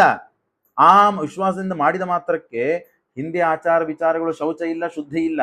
ಈಗ ಮಾಡಿದ್ದಕ್ಕೆ ಅವನಿಗೆ ಯಾಕೆ ಫಲ ಸಿಗಬೇಕು? ಅಷ್ಟಾಗಿ ಫಲ ಸಿಕ್ಕುವುದಾದರೂ ಕೂಡ ಅವ ಮಾಡಿದ್ದಕ್ಕೇನೆ ಮುಗಿದ ತಕ್ಷಣನೇ ಫಲ ಯಾಕೆ ಸಿಗಬೇಕು ಮನುಷ್ಯನಿಗೆ? ಆಗ್ಬೇಕಾಗಿಲ್ಲ. ಬಿಸಿ ನೀರಿನಲ್ಲಿ ಅಕ್ಕಿ ಹಾಕಿದ್ರು 45 ನಿಮಿಷ ಬೇಕು ಅನ್ನ ಆಗ್ಲಿಕ್ಕೆ. ಬಿಸಿ ಭಾಳ ಇದೆ ರೀ, ಆಗ್ಲಿಲ್ಲ ಅನ್ನ ಅಂತಂತೀವ ಯಾರಾದ್ರು? ಕುದಿತಾ ಇದೆ, ಅಕ್ಕಿ ಹಾಕಿವಿ, ಅನ್ನ ಆಗಿಲ್ಲ ಅಂತಂತೀವ? ಸಾಧ್ಯ ಇಲ್ಲ ಅನ್ಲಿಕ್ಕೆ. ತಿಳುವಳಿಕೆ ಇದ್ದ ಮನುಷ್ಯ ತಾನೇನ್ ಮಾಡ್ತಾನೆ, ಇಷ್ಟು ಸಮಯ ಅಂತ ಇದೆ, ಅದಕ್ಕೆ ಭಾರಿ ಕುದಿತಾ ಇದೆ, ಭಾರಿ ಬಿಸಿ ಇದೆ, ಹಾಕಿದ ತಕ್ಷಣ ಅನ್ನ ಆಗ್ಬೇಕಾಯ್ತು, ಆಗೋದಿಲ್ಲ ಅದು. ನೀವು ಎಷ್ಟಾದ್ರೂ ಕುದಿಸ್ರಿ, ಅದಕ್ಕೆ ಸಮಯ ಎಷ್ಟಿದೆಯೋ ಅಷ್ಟು ಆಗ್ಲಿಕ್ಕೆ ಬೇಕು. ಜಡವಾಗ್ಲಿ ಚೇತನವಾಗ್ಲಿ, ಪಾಪ ಆಗಲಿ, ಪಾಪ ಮಾಡಿದ ತಕ್ಷಣ ಅವನು ಕಾಲು ಮುರಿಯೋದಿಲ್ಲ. ಬ್ರಾಹ್ಮಣನಿಗೆ, ಗೋಗಳಿಗೆ, ದೇವತೆಗಳಿಗೆ ಒದ್ದಿದ್ದಾನೆ ಅಂದ ಮಾತ್ರಕ್ಕೆ ನಾವೆಲ್ಲ ಹಿಂದೆ ನೋಡಿದೀವಲ್ಲ, ಎಲ್ಲ ಕರ್ಮಗಳು ಎಷ್ಟೋ ಎಲ್ಲ ಮಾಡಿದ್ರು. ಆ ಕರ್ಮಗಳು ತಕ್ಷಣ ಮುಗಿದ ತಕ್ಷಣ ಅಂದ, ನೋಡ್ರಿ ನಾನು ದೇವರಿದ್ದ ಅಂದ್ರೆ ಕಾಲು ಮುರಿಬೇಕಾಯ್ತು, ನಾನು ಮುರ್ಲಿಲ್ಲ ಅಂತಂದ ಅವನು. ಇದನ್ನೆಲ್ಲ ತಿಳುವಳಿಕೆ ಇದ್ದ ಮನುಷ್ಯ ತಾನು ಅರ್ಥ ಮಾಡಿಕೊಳ್ಬೇಕು. ಏನೂ ಆಗ್ಲಿಕ್ಕೆ ಸಾಧ್ಯ ಇಲ್ಲ. ಯಾವ ಕಾಲಕ್ಕೆ ಕೆಲವರಿಗೆ ಆಗಿಂದು ಹಾಗೆ ಆಗಿರ್ತದೆ, ಇಲ್ಲ ಅಂತಿಲ್ಲ, ತಕ್ಷಣದಲ್ಲಿಯೂ ಆಗಿರ್ತದೆ. ಅದಕ್ಕೆ ಪುಣ್ಯ ಹೇಗಿರ್ತದೆ ಅಂದ್ರೆ, ನೀರು ತುಂಬಿ ಹೋಗಿರ್ತದೆ, ಅದು ಹೊರಗೆ ಬರಬೇಕು, ಅಲ್ಲಿ ಬ್ಲಾಕ್ ಆಗಿದೆ, ಅದನ್ನು ತೆಗೆದ ತಕ್ಷಣ ಹೊರಗೆ ಬಂದ್ಬಿಡುತ್ತೆ. ಹೀಗೆ ನಮ್ಮ ಪ್ರಾರಬ್ಧ ಅವೆಲ್ಲ ಬ್ಲಾಕ್ ಆಗಿ ಹೋಗಿರ್ತದೆ. ಆ ಪ್ರಾರಬ್ಧ ಬಂದು, ಆ ಪುಣ್ಯ ಯಾರಾದ್ರೂ ಬಂದು ಅದನ್ನ ತೆಗೆದರೆ ನಮ್ಮ ಪ್ರಾರಬ್ಧ ಹೋಗಿ ಪುಣ್ಯ ಪ್ರಚಯವಾಗ್ತದೆ. ಆಗ ಇಲ್ಲಿಯೂ ಕೂಡ ನಾವು ಅರ್ಥ ಮಾಡಿಕೊಂಡ್ರೆ, ಆ ಗರ್ಗಾಚಾರ್ಯರು ಇಷ್ಟೆಲ್ಲ ದೇವರ ಮೇಲೆ ಭಕ್ತಿ ಇದ್ದವರು ಕೂಡ ಈ ಅಪಚಾರ ಅವರಿಂದ ಆಗಿಬಿಡುತ್ತು. ಆಗ ಗರ್ಭಿಣಿಯಾಗಿ ಇನ್ನೇನು ಸಂತಾನ ಆಗಬೇಕು, ಅಷ್ಟರೊಳಗೇನೆ ಒಬ್ಬವ ಯವನ ಅಂತ ಹೇಳಿ ಯವನ ಬಂದ. ಅವನು ಮಹಾ ನೀಚ. ಅವನು ಬಂದು ಅವನು ಅರ್ಥ ಮಾಡಿಕೊಂಡ ಈ ಪ್ರಸಂಗ. ಅಂದ್ರೆ ಗರ್ಗಾಚಾರ್ಯರಿಗೆ ಈ ಸಂತಾನ ಬೇಡ ಅಂತ ಅವ್ರು ವಿಚಾರ ಮಾಡಿದ್ದಾರೆ. ಅವ್ರು ಏನಾದರೂ ದೇವರ ದ್ವೇಷ ಮಾಡುವ ಸಂತಾನವನ್ನು ತೆಗೆದುಕೊಂಡು ನಾನೇನ್ ಮಾಡ್ಲಿ, ಅದನ್ನ ಎತ್ತಿ ಬಿಸಾಡ್ತೇನೆ ಅಂತ ತಾವು ವಿಚಾರ ಮಾಡ್ತಾ ಇದ್ದಾರೆ. ನಾನು ಹೋಗಿ ಸರಿಯಾದ ಸಮಯಕ್ಕೆ ಹೋಗಿ ಪ್ರಾರ್ಥನೆ ಮಾಡಿಬಿಟ್ರೆ ಆ ಕೂಸು ನನಗೆ ಸಂತಾನ ಸಿಕ್ಬಿಡ್ತದೆ. ನಾನು ದೇವರನ್ನ ಕೊಲ್ಲುವುದು ಹೇಗಂತ ವಿಚಾರ ಮಾಡ್ತಾ ಇದ್ದೆ, ನನ್ನ ಮಗನೇ ಸಿಗ್ತಾನೆ, ಹಾಗೆ ನಾನು ಕೇಳ್ಬಿಡೋಣ ಅಂತ ಹೋಗಿ ಆ ಪ್ರಸಂಗದಲ್ಲಿ ಕಾಲಾಕಾಲ ಯೋಗಗಳು ಹೇಗೆ ಸೇರ್ತದೆ ನೋಡಿ. ಅವನು ಬಂದು ಕೇಳಿದ, ಗರ್ಗಾಚಾರ್ಯರು ಆಗ್ಲಿ ತಗೋ ಅಂತ ಆ ಸಂತಾನ ಹುಟ್ಟಿದ ತಕ್ಷಣನೇ ಕೊಟ್ಟುಬಿಟ್ಟು, ಯಾವಾಗ ಹುಡ್ತಾನೆ ಯಾವಾಗ ಹುಡ್ತಾನೆ ಯಾವಾಗ ಹುಡ್ತಾನೆ ಅಂತ ಪ್ರತೀಕ್ಷೆ ಮಾಡ್ತಾ ಇದ್ರು. ಯಾಕಂದ್ರೆ ದೇವರನ್ನ ಕೊಲ್ಲುವ ಮಗ ಇದು, ದೇವರನ್ನ ಸಂಹಾರ ಮಾಡುವ ಮಗ, ರುದ್ರದೇವರ ಅನುಗ್ರಹದಿಂದ ಹುಟ್ಟಬೇಕಾಗಿದ್ದ. ಹಾಗಾಗಿ ಯಾವಾಗ ಹುಡ್ತಾನೆ ಅಂತ ಪ್ರತೀಕ್ಷೆ ಮಾಡಿದ್ದಕ್ಕಾಗಿ ಇವನ ಹೆಸರು ಕಾಲ. ಯವನ ಇವನನ್ನ ಸ್ವೀಕಾರ ಮಾಡಿಕೊಂಡು ಹೋದದ್ದಕ್ಕಾಗಿ ಕಾಲ ಯವನ ಅಂತ ಇವನಿಗೆ ಹೆಸರು ಬಂತು ಅಂತ ತಿಳಿಸ್ತಾರೆ. ಸುತೋಸ್ಯ ಕಾಲನಾಮಕಃ ಬಭೂವ ಕೃಷ್ಣಮರ್ದಿತು, ಕೃಷ್ಣನ ಸಂಹಾರ ಮಾಡ್ಲಿಕ್ಕಾಗಿ ತದೇವ ಕಾಲಕಾಂಕ್ಷಣ ಸ ಕಾಲನಾವ ಯಾಭಿಷೇಚಿತ ತದೇವ ಶಿಷ್ಯ ಏಷತಃ.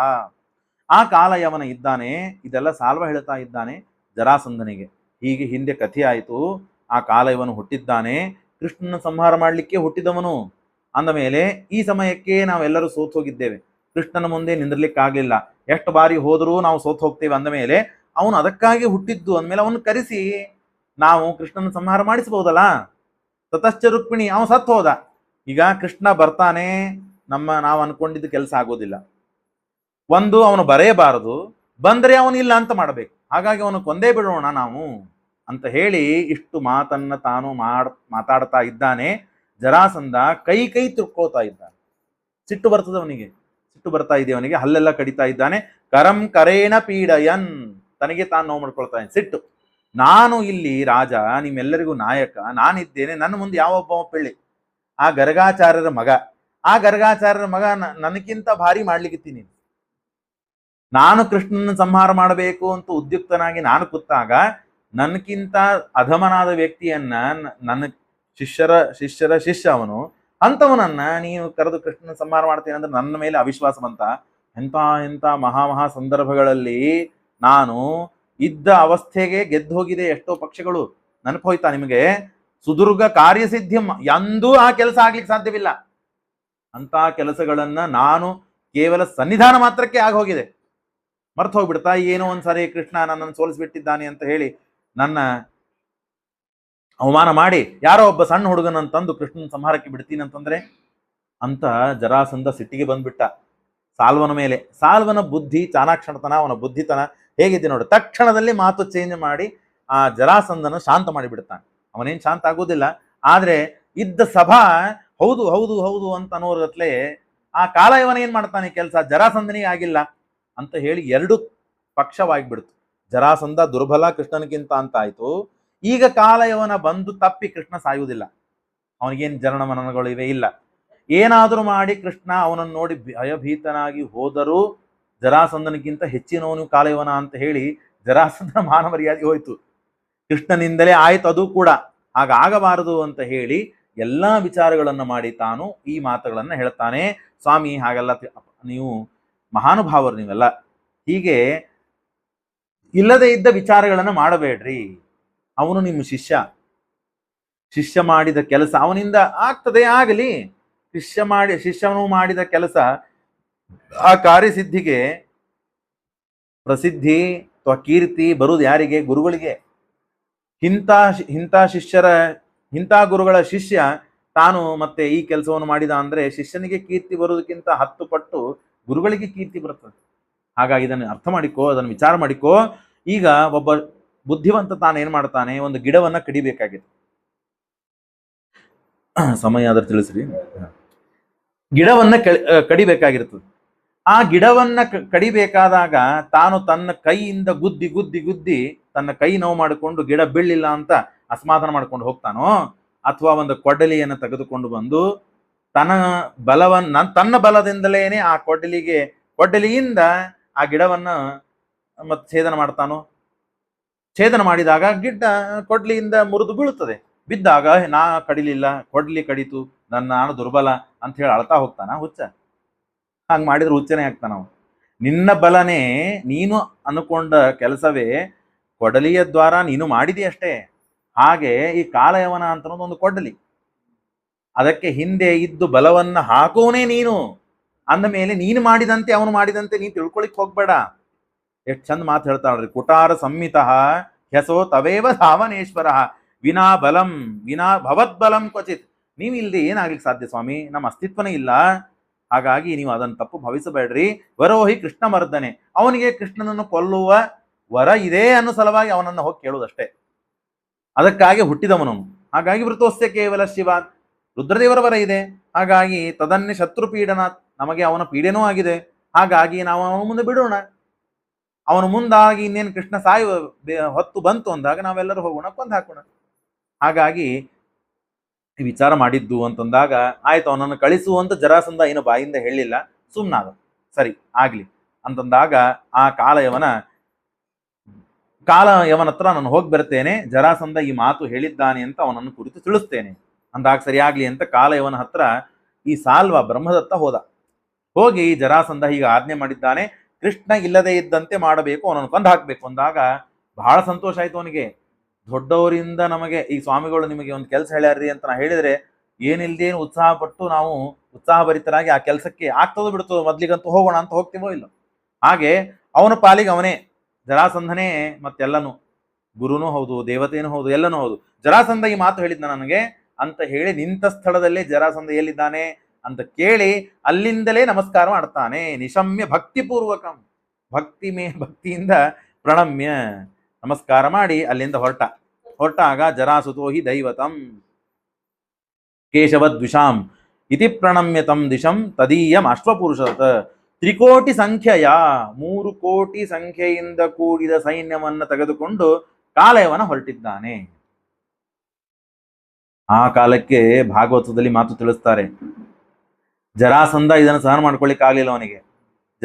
ಕೃಷ್ಣ ಏನಾದರೂ ತಪ್ಪಿ ಕಾಲಯವನಿಂದ ಸತ್ತು ಹೋಗ್ಬಿಟ್ಟ ಅಂದ್ರೆ ನಾನು ಕೊಂದಿಲ್ಲ, ಇಷ್ಟು ಬಲಿಷ್ಠನಾದ ಜರಾಸಂಧ ಇದ್ದಾಗೂ ತನ್ನ ಶಿಷ್ಯ ಕೃಷ್ಣನನ್ನು ಕೊಂದ್ಬಿಟ್ಟ ಅಂತ ಅಪಕೀರ್ತಿ ಬರಬಾರದು ಅಂತ ಹೇಳಿ ಜರಾಸಂಧನು ಆ ಕಡೆಯಿಂದ ಸೈನ್ಯವನ್ನು ತೆಗೆದುಕೊಂಡು ಬಂದ. ಕಾಲಯವನ ಜರಾಸಂಧ ಇಬ್ರು ಸೈನ್ಯ ಸೇರಿ ಕೃಷ್ಣನ ಜೊತೆಗೆ ಯುದ್ಧ ಆಡ್ಲಿಕ್ಕೆ ಹೋದ್ರು ಅಂತ ನಮಗೆ ಅಲ್ಲಿ ತಿಳಿಸಿಕೊಡ್ತದೆ. ಆದ್ರೆ ಅದರ ಪೂರ್ವ ಹಿನ್ನೆಲೆ ಏನಿದೆ ಇಲ್ಲಿ ತಿಳಿಸಿಕೊಡ್ತಾರೆ. ಹರಿವಂಶದಲ್ಲಿ ಬಂದಿದೆ, ಅದನ್ನ ಶ್ರೀಮದಾಚಾರ್ಯರಲ್ಲಿ ತಿಳಿಸಿಕೊಡ್ತಾರೆ. ಒಂದು ಗ್ರಂಥವನ್ನ ಅಧ್ಯಯನ ಮಾಡುವಾಗ ಮೂರು ಗ್ರಂಥಗಳನ್ನು ಸೇರಿ ಅಧ್ಯಯನ ಮಾಡಿದ್ರೆ ತಾತ್ಪರ್ಯ ಅರ್ಥ ಆಗ್ತದೆ. ಇಲ್ಲಂದ್ರೆ ಸರಿಯಾಗಿ 3 ಕೋಟಿ ಸಂಖ್ಯಾದಿಂದ ಕೂಡಿದ ಆ ಮತ್ತು ಸೈನ್ಯದಿಂದ ಕೂಡಿಕೊಂಡು ಹೋಗಿದ್ದಾನೆ. ಅಶ್ವಗಳು ಮೂತ್ರ ವಿಸರ್ಜನೆ ಮಾಡಿದರೆ ಎಷ್ಟು ಆಗಬೇಕು ಅಂದ್ರೆ ಒಂದು ದೊಡ್ಡ ನದಿ ಹರಿದಿದೆ ಅಂತ, ಅಷ್ಟು ಸಂಖ್ಯೆ ಇದೆ. ಅದಕ್ಕೆ ಶಕೃತ ಅಂತ ಹೆಸರು ಕೊಟ್ಟಿದ್ದಾರೆ ನದಿಗೆ. ಕೆಟ್ಟ ಹೊಲಸಾದ ವಾಸನೆ, ಅದೆಲ್ಲ ಜಗತ್ತಿಗೆ ಪೀಡೆ ಆಗಬಾರದು ಅಂತ ಹೇಳಿ ವಾಯುದೇವರು ಬಂದು ತಕ್ಷಣದಲ್ಲಿ ಆ ನದಿಯನ್ನೇ ಒಣಗಿಸಿ ಹಾಕಿದ್ದಾರೆ. ಈ ಕೆಲಸವನ್ನು ಮಾಡಿದ್ದಾರೆ. ತದನ್ಯ ದೇಶ ಮೂತ್ರಿತಂ ಯಶೋದಯದ್ಧಿ ಮಾರುತ ವಾಯುದೇವರು ಬಂದು ಅದನ್ನು ಒಣಗಿಸಿ ಹಾಕಿದ್ದಾರೆ. ತದಾತಿ ಪೂರ್ಣ ಸಂಯುತಾತ್ ಅಂದ್ರೆ ಏನೇನು ಆಗಿ ಹೋಗಿದೆ ನೋಡ್ರಿ, ಲೀಲೆಯ ಅಸ್ಮರತ. ಅಷ್ಟರೊಳಗೆ ತಾನು ಕೃಷ್ಣ ಬಲರಾಮರು ಒಂದು ವಿಚಾರ ಮಾಡಿದ್ರು. ಏನು ವಿಚಾರ ಮಾಡಿದ್ರು? ಈಗ ನಾವಂತೂ ಅಲ್ಲಿ ಹೋಗಿ ಆಗುವ ಕೆಲಸವನ್ನ ಕೆಡಿಸಿ ಬಂದಿದ್ದೇವೆ. ಕೃಷ್ಣ ಹೋಗಿದ್ದಿಲ್ಲ, ವಿಶ್ವರೂಪ ತೋರಿಸಿದ್ದಿಲ್ಲ ಅಂದ್ರೆ ಆ ಭೀಷ್ಮಕ ರಾಜ ಏನು ಆ ಸ್ವಯಂವರ ಘೋಷಣೆ ಮಾಡಿದ್ನೋ ಅದನ್ನೇನು ತಾನು ನಿಷೇಧ ಮಾಡ್ತಿದ್ದಿಲ್ಲ, ಕ್ಯಾನ್ಸಲ್ ಮಾಡ್ತಿದ್ದಿಲ್ಲ. ಆದ್ರೆ ಆ ಕೃಷ್ಣನ ಪರಾಕ್ರಮ ನೋಡಿ ನಾನು ಮಾಡುವುದು ತಪ್ಪು ಅಂತ ವಿಚಾರ ಮಾಡಿ ಅದನ್ನ ಅಲ್ಲೇ ನಿಷೇಧ ಮಾಡಿಬಿಟ್ಟ. ಹಾಗಾಗಿ ಮತ್ತೆ ಪುನಃ ಜರಾಸಂಧ ಯುದ್ಧಕ್ಕೆ ಬಂದೇ ಬರ್ತಾನೆ. ಕಾಲಯವನಂತ ಹೇಳಿಲ್ಲ, ಜರಾಸಂಧ ಬಂದೇ ಬರ್ತಾನೆ. ಯಾಕೆ ಅಂದ್ರೆ ಆ ಜರಾಸಂಧನ ಅಳೆಯನನ್ನು ನಾವು ಕೊಂದು ಹಾಕಿದ್ದೇವೆ, ಕಂಸನನ್ನು. ಹಾಗಾಗಿ ಎಲ್ಲಿವರೆಗೆ ಆ ಏನಂತಾರೆ ಪ್ರತಿಷೇಧ ಆ ಕೃಷ್ಣ ನಾನು ಎಲ್ಲಿವರೆಗೆ ಸಾಯೋದಿಲ್ಲವೋ ಅವನಿಗೆ ಏನು ಸಮಾಧಾನ ಆಗೋದಿಲ್ವೋ ಅಲ್ಲಿವರೆಗೆ ಯುದ್ಧಕ್ಕೆ ಬರೋನೇ ಅವನು. ಹಾಗಾಗಿ ಒಂದು ನಮ್ಮಿಂದ ಉಳಿದವರಿಗೆ ಯಾರಿಗೂ ತೊಂದರೆ ಆಗ್ಬಾರ್ದು. ಸಮಾಜಕ್ಕೆ, ಪ್ರಜರಿಗೆ, ಹೆಣ್ಣು ಮಕ್ಕಳಿಗೆ, ಬಾಲಕರಿಗೆ ಯಾವ ತೊಂದರೆಗಳಾಗಬಾರದು. ಹಾಗಾಗಿ ನಾವು ಒಂದು ದೊಡ್ಡದಾದ ಒಂದು ಪಟ್ಟಣ ನಿರ್ಮಾಣ ಮಾಡೋಣ ಅಂತ ಹೇಳಿ ಅಲ್ಲಿ ಸಮುದ್ರದ ಮಧ್ಯದಲ್ಲಿ ಒಂದು ಕುಶಸ್ಥಲೀಂ, ನಾವು ನವಮಸ್ಕಂದ ಭಾಗವತ ಕೇಳಬೇಕಾದಾಗ ನಾವು ಕೇಳಿರ್ತೇವೆ. ಆನರ್ತ ಅಂತನೋ ಒಬ್ಬ ರಾಜ, ವಂಶಾವಳಿಯನ್ನು ಹೇಳ್ತಾರೆ ನವಮಸ್ಕಂದದಲ್ಲಿ. ಅಲ್ಲಿ ಆನರ್ತ ಅಂತನೋ ರಾಜ, ಆ ರಾಜ ಒಂದು ದೊಡ್ಡದಾದ ಭೂಮಿಯನ್ನ ನಿರ್ಮಾಣ ಮಾಡಿದ್ದ. ಅಲ್ಲಿ ಅದಕ್ಕೆ ದ್ವಾರಕಾ ಅಂತ ಹೆಸರು. ಸಮುದ್ರದ ಮಧ್ಯದಲ್ಲಿ ಅದು ಮುಳುಗಿ ಹೋಗಿತ್ತು. ಅದನ್ನ ವಿಶ್ವಕರ್ಮನನ್ನ ಸ್ಮರಣೆ ಮಾಡ್ತಾನೆ ಕೃಷ್ಣ. ತಕ್ಷಣದಲ್ಲಿ ಬಂದ ಹೇಳಿದ ಆ ಭೂಮಿಯನ್ನ ಮತ್ತೆ ಮೇಲೆ ತಗೊಂಬಂದ. ಅಲ್ಲಿ ದೊಡ್ಡದಾದ ಸಭೆಯನ್ನ, ಎಲ್ಲ ವಿಧವಾದಂತಹ ವ್ಯವಸ್ಥೆಗಳನ್ನ ಮಾಡಿ ನಿರ್ಮಾಣ ಮಾಡ್ತಾನೆ. ಅದೇ ದ್ವಾರಕ. ಈಗ ನಾವು ಮೊನ್ನೆ ಮೋದಿಯವರು ಹೋಗಿ ನೋಡಿದ್ರು ಅಂತ ಕೇಳ್ತೀವಲ್ಲ, ಇನ್ಮೇಲೆ ಬಿಡ್ತಾರೆ ಅಂತ 30 ಮಂದಿಗೋ 60 ಮಂದಿಗೋ ನೋಡ್ಲಿಕ್ಕೆ ಬಿಡ್ತಾರೆ ಅಂತ ನಾವು ಕೇಳಿದ್ವಿ. ಅದನ್ನ ಆ ಭೂಮಿಯನ್ನು ಎತ್ತಿ ದ್ವಾರಕೆಯನ್ನ ನಿರ್ಮಾಣ ಮಾಡಿದ್ದು. ಈಗ ಅದು ಮುಳುಗಿ ಹೋಗಿದೆ. ಹಾಗಾಗಿ ಆ ದ್ವಾರಕೆಯನ್ನ ನಿರ್ಮಾಣ ಮಾಡ್ತಾರೆ. ಸುತ್ತಮುತ್ತಲು ನೋಡಿದ್ರೆ ಸಮುದ್ರ, ಉಪ್ಪು. ಅಂದಮೇಲೆ ಸಮುದ್ರದ ಪಕ್ಕದಲ್ಲಿದ್ದವ್ರಿಗೆ ಗೊತ್ತು ಎಷ್ಟು ಝಳ ಇರ್ತದೆ, ಅದರಿಂದ ಎಷ್ಟು ಒದ್ದಾಟ. ಹಾಗಾಗಿ ಅಲ್ಲಿ ಏನ್ ಮಾಡಿದ್ರು ವಾಯುದೇವರು, 12 ಯೋಜನದ ಉದ್ದಾದ ದ್ವಾರಕೆಯ ಪುರಿ, ಅಲ್ಲಿ 3 ಯೋಜನದ ಸುತ್ತಲೂ ಎಲ್ಲ ಕಡೆಗೆ ಮತ್ತು ಅಮೃತೋಪಮಂ, ಉಪ್ಪು ನೀರು ಹೋಗಿ ಸಿಹಿ ನೀರು, ಯಾವಾಗಲೂ ಶರಬತ್ ನೀರು ಪಾನಕ ಇದ್ದಂತೆ ಇರ್ಬೇಕು, ಅಷ್ಟು ವೈಭವ. ಮತ್ತು ಅಲ್ಲಿ ಬಂತು 3 ಯೋಜನ ದ್ವಾರಕೆಯ ಸುತ್ತಮುತ್ತಲೂ ಎಲ್ಲ ಕಡೆಗೆ ಅಮೃತೋಪಮಂ, ಅಮೃತಕ್ಕೆ ಸಮಾನವಾದ ನೀರನ್ನು ಇಟ್ಟಿದ್ದಾರೆ. ಮತ್ತು ಅಷ್ಟೇ ಅಲ್ಲದೇನೆ ಇಂದ್ರನ ಸಭೆಯಲ್ಲಿ ಒಂದು ಸುಧರ್ಭ ಸಭೆ ಅಂತ ಇದೆ, ಭಾರಿ ಉತ್ತಮವಾದ ಸಭೆ. ನಾವು ಮನೆಯಲ್ಲಿ ಯಾವುದಪ್ಪ ಭಾರಿಯಾಗಿರ್ಬೇಕು, ಮನಿ ಕಟ್ಟೋರಿಗೆ ಕೇಳಿದ್ರೆ ನಿಮಗೆ ಇದರೊಳಗೆ ಯಾವುದು ಚಾಯ್ಸ್ ಮಾಡ್ತೀವಿ, ಯಾವುದು ಚೂಸ್ ಮಾಡ್ತೀರಪ್ಪ, ಭಾರಿಯಾಗಿ ನಿಮಗೆ ಬಂದ ತಕ್ಷಣ ಆಕರ್ಷಿತವಾಗ್ಬೇಕು, ಹಂಗೇನಾದ್ರು ಕಟ್ತೇವೆ. ಹಾಲ್ ಚಂದ ಇರ್ಬೇಕು ನೋಡ್ರಿ, ಒಂದಿಷ್ಟು ಮಂದಿ ಕೂಡ್ಲಿಕ್ಕೆ ಇರಬೇಕು, ಭಾರಿ ಡಿಸೈನ್ ಇರಬೇಕು, ಹಿಂಗೆ ಅಂತೆಲ್ಲ ಅಂತೀವಲ್ಲ. ಹಾಗೆ ಇಂದ್ರನ ಸಭೆಯಲ್ಲಿ ಯಾವುದು ಭಾರಿ ಅಂತಂದ್ರೆ ಸುಧರ್ಮ ಅಂತನೂ ಸಭೆ. ಆ ಸಭೆಯನ್ನೇನೆ ಎತ್ಕೊಂಡು ಬಂದಿದ್ದಾರೆ ಯಾರು? ವಾಯುದೇವರು ತಗೊಂಡು ಬಂದು ಆ ಕೃಷ್ಣನ ದ್ವಾರಕೆಯಲ್ಲಿ ಇಟ್ಟಿದ್ದಾರೆ. ಶತಕೃತೋ ಸಭಾಂ, ಒಬ್ಬೊಬ್ಬರಿಗೆ ಆಯಾ ದೇವತೆಗಳಲ್ಲಿ ಅವರವರ ಮನೆಯಲ್ಲಿ ಯಾವ್ಯಾವುದು ಅಪರೂಪವಾದ ವಸ್ತುಗಳಿವೆಯೋ ಅದನ್ನೆಲ್ಲ ತಂದು ಈ ದ್ವಾರಕಾಧೀಶನ ಮನೆಯಲ್ಲಿ ದ್ವಾರಕೆಯಲ್ಲಿ ಇಟ್ಟಿದ್ದಾರೆ. ಇಟ್ಟು ಭಾರಿ ವೈಭವದಿಂದ ತಾವು ಇದ್ದಾರೆ. ಅಷ್ಟರೊಳಗೇನೆ ಅನಂತ ಶಕ್ತಿರಪಿ ಅಜಃ, ದೇವರು ಇದನ್ನೆಲ್ಲ ಮಾಡಬೇಕಾ? ಎಲ್ಲ ಅವರು ಯುದ್ಧಕ್ಕೆ ಬರ್ತಾರೆ. ಅದಕ್ಕಾಗಿ ಮಥುರಾ ಪಟ್ಟವನ್ನು ಬಿಟ್ಟು ನಾವು ದ್ವಾರಕಾವಂತ ನಿರ್ಮಾಣ ಮಾಡಿ ಅಲ್ಲಿ ಎಲ್ಲ ಜನರನ್ನ ತಕ್ಷಣದಲ್ಲಿ ಒಂದೇ ಕ್ಷಣಕ್ಕೆ ಎಲ್ಲರನ್ನ ಹೇಳಿದ, ಕಣ್ಣು ಮುಚ್ಚಿರಿ ನೀವು ಅಂತ. ಕಣ್ಣು ಮುಚ್ಚಿದ್ರು. ಕಣ್ಣು ತೆಗೆದ್ರೆ ಎಲ್ಲರೂ ಮಥುರಾ ಬಿಟ್ಟು ದ್ವಾರಕೆಗೆ ಬಂದ್ಬಿಟ್ಟಿದ್ದಾರೆ ಒಂದೇ ಕ್ಷಣದಲ್ಲಿ. ಇದೆಲ್ಲ ನಂಬಲಿಕ್ಕಾಗೋದಿಲ್ಲ, ವಿಶ್ವಾಸ ಮಾಡ್ಲಿಕ್ಕಾಗೋದಿಲ್ಲ, ಆದ್ರೆ ಆದದ್ದು ನಿಜ. ಇದಕ್ಕೆಲ್ಲ ವಿಶ್ವಾಸ ಅಂತ ಬಹಳ ಮಹತ್ವದ್ದು ಅಂತ ಕೃಷ್ಣ ತಿಳಿಸ್ತಾನೆ. ಅನಂತ ಶಕ್ತಿರಪಿ ಅನಜಃ ಸುನೀತಿ ದೃಷ್ಟಗೆ ವೃಣಾಂ. ಒಂದೇ ಒಂದು ಕ್ಷಣಕ್ಕೆ ಲೀಲಯ ಪರಮಾತ್ಮ ಮಾಡಿಬಿಟ್ಟ. ಒಂದೇ ಕ್ಷಣಕ್ಕೆ ಬಂದ್ರು, ಎಲ್ಲರೂ ಸುಖವಾಗಿದ್ದಾರೆ. ಅನಂತ ಶಕ್ತಿಯಾಗಿದ್ದಾನೆ, ಅನಂತ ವೈಭವ ಇದೆ ಪರಮಾತ್ಮನಿಗೆ. ಆದರೂ ಕೂಡ ಸಮಸ್ತ ಲೋಕಮಂಡಲಂ ಯದಿಚ್ಛೆಯೇವ ರಕ್ಷತೆ. ಯಾಕೆ ಇಷ್ಟು ತಾನು ಯಾದವರನ್ನ ರಕ್ಷಣೆ ಮಾಡಬೇಕು ಅಂತ ಪಣತಟ್ಟು ನಿಂತಿದ್ದಾನೆ ದೇವರು? ಅನಂತ ಕಾಲಕ್ಕೆ ಅನಂತ ಜನರನ್ನ ತಾನು ರಕ್ಷಣೆ ಮಾಡ್ತಾನೆ. ಅನಾದಿ ಕಾಲದಿಂದ ಅನಂತ ಕಾಲದವರೆಗೆ ದೇವರು ನಮ್ಮನ್ನೆಲ್ಲ ರಕ್ಷಣೆ ಮಾಡ್ತಾ ಇದ್ದಾನೆ. ಆದ್ಮೇಲೆ ಸ್ಪೆಷಲ್ ಆಗಿ ಯಾದವರನ್ನೇ ರಕ್ಷಣೆ ಮಾಡಬೇಕು ಅಂತ ಕೈ ತೊಟ್ಟು ನಿಂದಿರುವ ಕಾರಣ ಇಲ್ಲ. ಎಲ್ಲ ಜನರಲ್ಲಿ ಅವರು ಬಂದರೆ ಆಮೇಲೆ ಪ್ರತ್ಯೇಕ ಅವರನ್ನೇನು ರಕ್ಷಣೆ ಮಾಡಬೇಕು ಅಂತ ಕೇಳಿದರೆ, ಆ ಯಾದವರ ಪಕ್ಷದಲ್ಲಿ ತಾನು ಅವತಾರ ಮಾಡಿದ್ದಾನಲ್ಲ, ಹಾಗಾಗಿ ಸ್ವಲ್ಪ ಹೆಚ್ಚಿನ ಕಾಳಜಿ ವಹಿಸ್ಬೇಕಲ್ಲ. ಹಾಗಾಗಿ ಹೆಚ್ಚಿನ ಕಾಳಜಿ ವಹಿಸಿದ್ದು ಅಷ್ಟೇ ಅಲ್ಲ, ತಾನು ಅಂಜಿ ತಾನಲ್ಲಿ ಹೋದದ್ದಕ್ಕಾಗಿ ಅಲ್ಲ, ಅಂಜಿ ಹೋಗಿದ್ದಾನೆ ಅಂತಲ್ಲ. ಮುಂದೆ 8ನೇ ಅಧ್ಯಾಯ ತಾತ್ಪರ್ಯದಲ್ಲಿ ಶ್ರೀಮದಾಚಾರ್ಯ ತಿಳಿಸಿಕೊಡ್ತಾರೆ, ಕಪಿಗಳ ಸಹಾಯವನ್ನ ಯಾಕೆ ಪಡೆದ ಕೃಷ್ಣ ರಾಮಚಂದ್ರ ದೇವರು? ಇಷ್ಟೆಲ್ಲ ದೇವರು ಏನು ಸರ್ವಶಕ್ತ ಹೌದಲ್ಲೋ, ಆ ವ್ಯಕ್ತಿ ಸಾಯಬೇಕು ಅಂತಾದ್ರೆ ತನ್ನ ಉಸಲಾಟ ಬಂದ್ ಮಾಡಿಬಿಟ್ರೆ ಮುಗಿದೋಯ್ತು, ಅಸ್ತಿತ್ವ ಇಲ್ಲದೆ ಇದ್ದಂತೆ ಮಾಡಿಬಿಟ್ರೆ ಆಯ್ತು, ಆಗಿಂದಾಗೆ ಸತ್ತು ಹೋಗ್ತಾನೆ. ಯಾಕೆ ತಾನು ಯುದ್ಧ ಮಾಡಿ ಅವರನ್ನು ಸಾಯಿಸಬೇಕು, ಹೋಗಿಸ್ಬೇಕು ಅಂತಂದ್ರೆ ಅದಕ್ಕೆಲ್ಲ ವರಶಾಪಗಳಿವೆ, ಪುಣ್ಯ ಪಾಪಗಳಿವೆ, ಕರ್ಮಗಳಿವೆ. ತಕ್ಕ ಹಾಗೆ ಆಯಾ ಕಾಲಕ್ಕೆ ಏನೇನಾಗಬೇಕು ಅದನ್ನೆಲ್ಲ ಪರಮಾತ್ಮನೂ ಕೂಡ ಆ ನಿಯಮಕ್ಕೆ ಕಟಿಬದ್ಧನಾಗಿ ತಾನು ಮಾಡ್ತಾನೆ. ಇಲ್ಲದೇ ಇದ್ರೆ ಯಾವುದಕ್ಕೇನು ಏನಾದ್ರೂ ನಾವು ಕೊನೆಗೆ ಸಾಯವರೇ. ಇಲ್ಲದೇ ಇದ್ರೆ ಇಷ್ಟು ಬುದ್ಧಿ ಇದ್ರೆ ಅಸುರರು ಕಾಲಕಾಲಕ್ಕೆ ಹೋಗಿ ವರವನ್ನು ಕೇಳೋದು ಯಾಕೆ, ಮತ್ತು ಹತಾಶರಾಗಿ ಸಾಯುವುದಾಕೆ? ಪ್ರತಿ ಸಲ ಹೋಗುದು ರುದ್ರದೇವರನ್ನ ಬ್ರಹ್ಮದೇವರನ್ನ ಕುರಿತು ತಪಸ್ಸು ಮಾಡೋದು, ನಾನು ಅವಧ್ಯನಾಗಬೇಕು, ಅವರನ್ನ ಗೆಲ್ಲಬೇಕು, ಇವ್ರನ್ನ ಗೆಲ್ಲಬೇಕು ಅಂತ ನೀವೆಲ್ಲ ಪುರಾಣದಲ್ಲಿ ಕೇಳಿರ್ತೀವಿ. ಕೊನೆಗೆ ದೇವರು ಬಂದು ಅವನನ್ನು ಕೊಂದು ಹಾಕೋದು. ಇದನ್ನು ನೋಡಿರಲ್ಲ, ನೋಡಿರ್ತಾರೆ. ಮತ್ತಾಗಿ ಪುನಃ ಮತ್ತೆ ಯಾಕೆ ತಪಸ್ಸು ಮಾಡ್ತಾರೆ ಅಂದ್ರೆ ಅದು ಒಂದು ರೂಟೀನ್ ಆಗಿಬಿಟ್ಟಿದೆ. ಈಗ ನಾವೆಲ್ಲ ಇದ್ದೀವಲ್ಲ, ಏನ್ ಮಾಡ್ಬೇಕು ಅದನ್ನು ಮಾಡಿದ್ರೆ ನಾವು ಒಳ್ಳೆ ರೀತಿಯಿಂದ ಇರ್ತೀವಿ ಅಂತ ಅನ್ಕೊಂಡ್ರು ಅದನ್ನ ಮಾಡ್ಲಿಕ್ಕೆ ಆಗೋದಿಲ್ಲ ನಮಗೆ. ಯಾ ಕಾಲಕ್ಕೆ ಏನೇನ್ ಮಾಡ್ಬೇಕು ಅಂತ ಶಾಸ್ತ್ರ ಇದೆ, ಧರ್ಮ ಇದೆ, ಕರ್ಮ ಇದೆ, ಪುರಾಣ ಇದೆ, ಗುರುಗಳಿದ್ದಾರೆ, ಹಿರಿಯರಿದ್ದಾರೆ ಅಂತ ಅನ್ಕೊಂಡ್ರು ನಾವು ಹಠಪಟ್ಟು ಮಾಡಿದಾಗ ಏನೋ ಸ್ವಲ್ಪ ಸಾಧನೆ ಆಗ್ತದೆ, ಪೂರ್ಣ ಸಾಧನೆ ಮಾಡ್ಲಿಕ್ಕೆ ಆಗುದಿಲ್ಲಲ್ಲ. ಹಾಗಾಗಿ ಇದೆಲ್ಲ ಕರ್ಮ ಇದೆ. ನಮ್ಮ ಕರ್ಮ ಇದೆ ಇವತ್ತು ಇಷ್ಟೇ ಆಗ್ಬೇಕು ಅಂತ ಹೇಳಿ, ನಮ್ಮ ಪುಣ್ಯ ಇದೆ ಇವತ್ತು ಇಷ್ಟೇ ಆಗ್ಬೇಕು ಅಂತ ಹೇಳಿ. ಹಾಗಾಗಿ ಆ ಪುಣ್ಯ ಕರ್ಮ ಪಾಪಾನುಸಾರವಾಗಿ ಇದನ್ನೆಲ್ಲ ಮಾಡ್ಲಿಕ್ಕೆ ಸಾಧ್ಯವಿದೆ. ಹಾಗಾಗಿ ಸಬ್ರಹ್ಮಕ ಸುರಗಣ ಸಹದೈತ್ಯಮರ್ತ್ಯ ಸರ್ವೇ ಸಮಿತ್ಯ ಚ ಮದಂಗುಲಿ ಚಾಲನೇಪಿ. ಎಲ್ಲ ಅನಂತಾನಂತ ಜೀವರಾಶಿಗಳು, ರಾಕ್ಷಸರು, ದೈತ್ಯರು, ದೇವತೆಗಳು, ಲಕ್ಷ್ಮೀದೇವಿ ಮೊದಲ ಮಾಡಿಕೊಂಡು ಎಷ್ಟು ಜೀವರಾಶಿಗಳಿದ್ದಾರೋ ಎಲ್ಲಾ ಜೀವರಾಶಿಗಳು ಬಂದರೂ ನಾನು ಒಂದು ಬಟ್ಟಿಟ್ಟಂದ್ರೆ ಆ ಬಟ್ಟನ್ನು ಅಳ್ಳಾಡಿಸ್ಲಿಕ್ಕೆ ಆಗುವುದಿಲ್ಲ. ಆದರೂ ತತ್ಕಾರಣದ ಅವ್ರವ್ರ ಕರ್ಮಾನುಸಾರವಾಗಿ ನಾನು ಕರ್ಮವನ್ನು ಮಾಡಿಸ್ತೇನೆ, ನಾನು ಅದರಗತ್ಲೆ ಪ್ರವೃತ್ತನಾಗ್ತೇನೆ ಅಂತ ರಾಮಚಂದ್ರ ದೇವರು ಆ ಮಾತನ್ನು ಹೇಳಿದ್ದಾರೆ. ಅಲ್ಲೇ ಆ ಸಮಯಕ್ಕೆ ತಕ್ಕಂತೆ ಆ ಸರಿಸಮಾನವಾದ ಮಾತು ಇಲ್ಲಿ ಹೇಳುತ್ತದೆ. ಅನಾದ್ಯನಂತ ಕಾಲಗಂ ಸಮಸ್ತ ಲೋಕ ಮಂಡಲಂ ಯದಿಕ್ಷ ಏವ ರಕ್ಷತೆ ಕಿಮಸ್ಯ ವೃಷ್ಣಿ ರಕ್ಷಣಂ ಅಂತ ಇಷ್ಟು ಮಾತನ್ನ ಪರಮಾತ್ಮ ತಾನು ತಿಳಿಸಿಕೊಟ್ಟಿದ್ದಾನೆ. ಆಗ ನಿಮ್ಮನ್ನು ನಾನು ಸಾಯಬಡಿತೇನೆ, ನಿಮ್ಮನ್ನು ನಾನು ಕೊಲ್ತೇನೆ ಅಂತನ್ಲಿಕ್ಕೆ ಒಂದು ಗಡಿಗೆ, ಆ ಗಡಿಗೆಯಲ್ಲಿ ಒಂದು ಹಾವನ್ನ ಹಾಕಿ ಕಳಿಸ್ತಾನೆ ಕೃಷ್ಣ. ಕಾಲಯವನ ಜರಾಸಂಧ ಇವರೆಲ್ಲ ಏನ್ ಮಾಡ್ತಾರೆ ಅಂದ್ರೆ ಆ ಗಡಿಗೆಯಲ್ಲಿ ಇರುವೆ ಹಾಕಿ ಕೊಟ್ಟು ಕಳಿಸ್ತಾರೆ.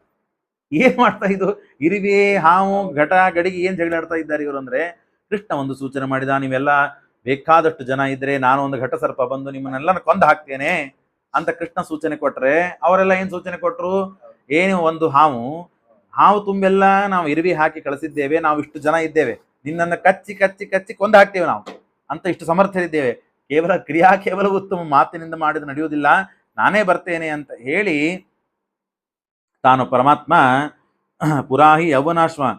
ಆಗ ತಾನು ಆ ಕಾಲಯವನ ಜರಾಸಂಧ ಇವರೆಲ್ಲ ಯುದ್ಧಕ್ಕೆ ಬಂದಿದ್ದಾರೆ.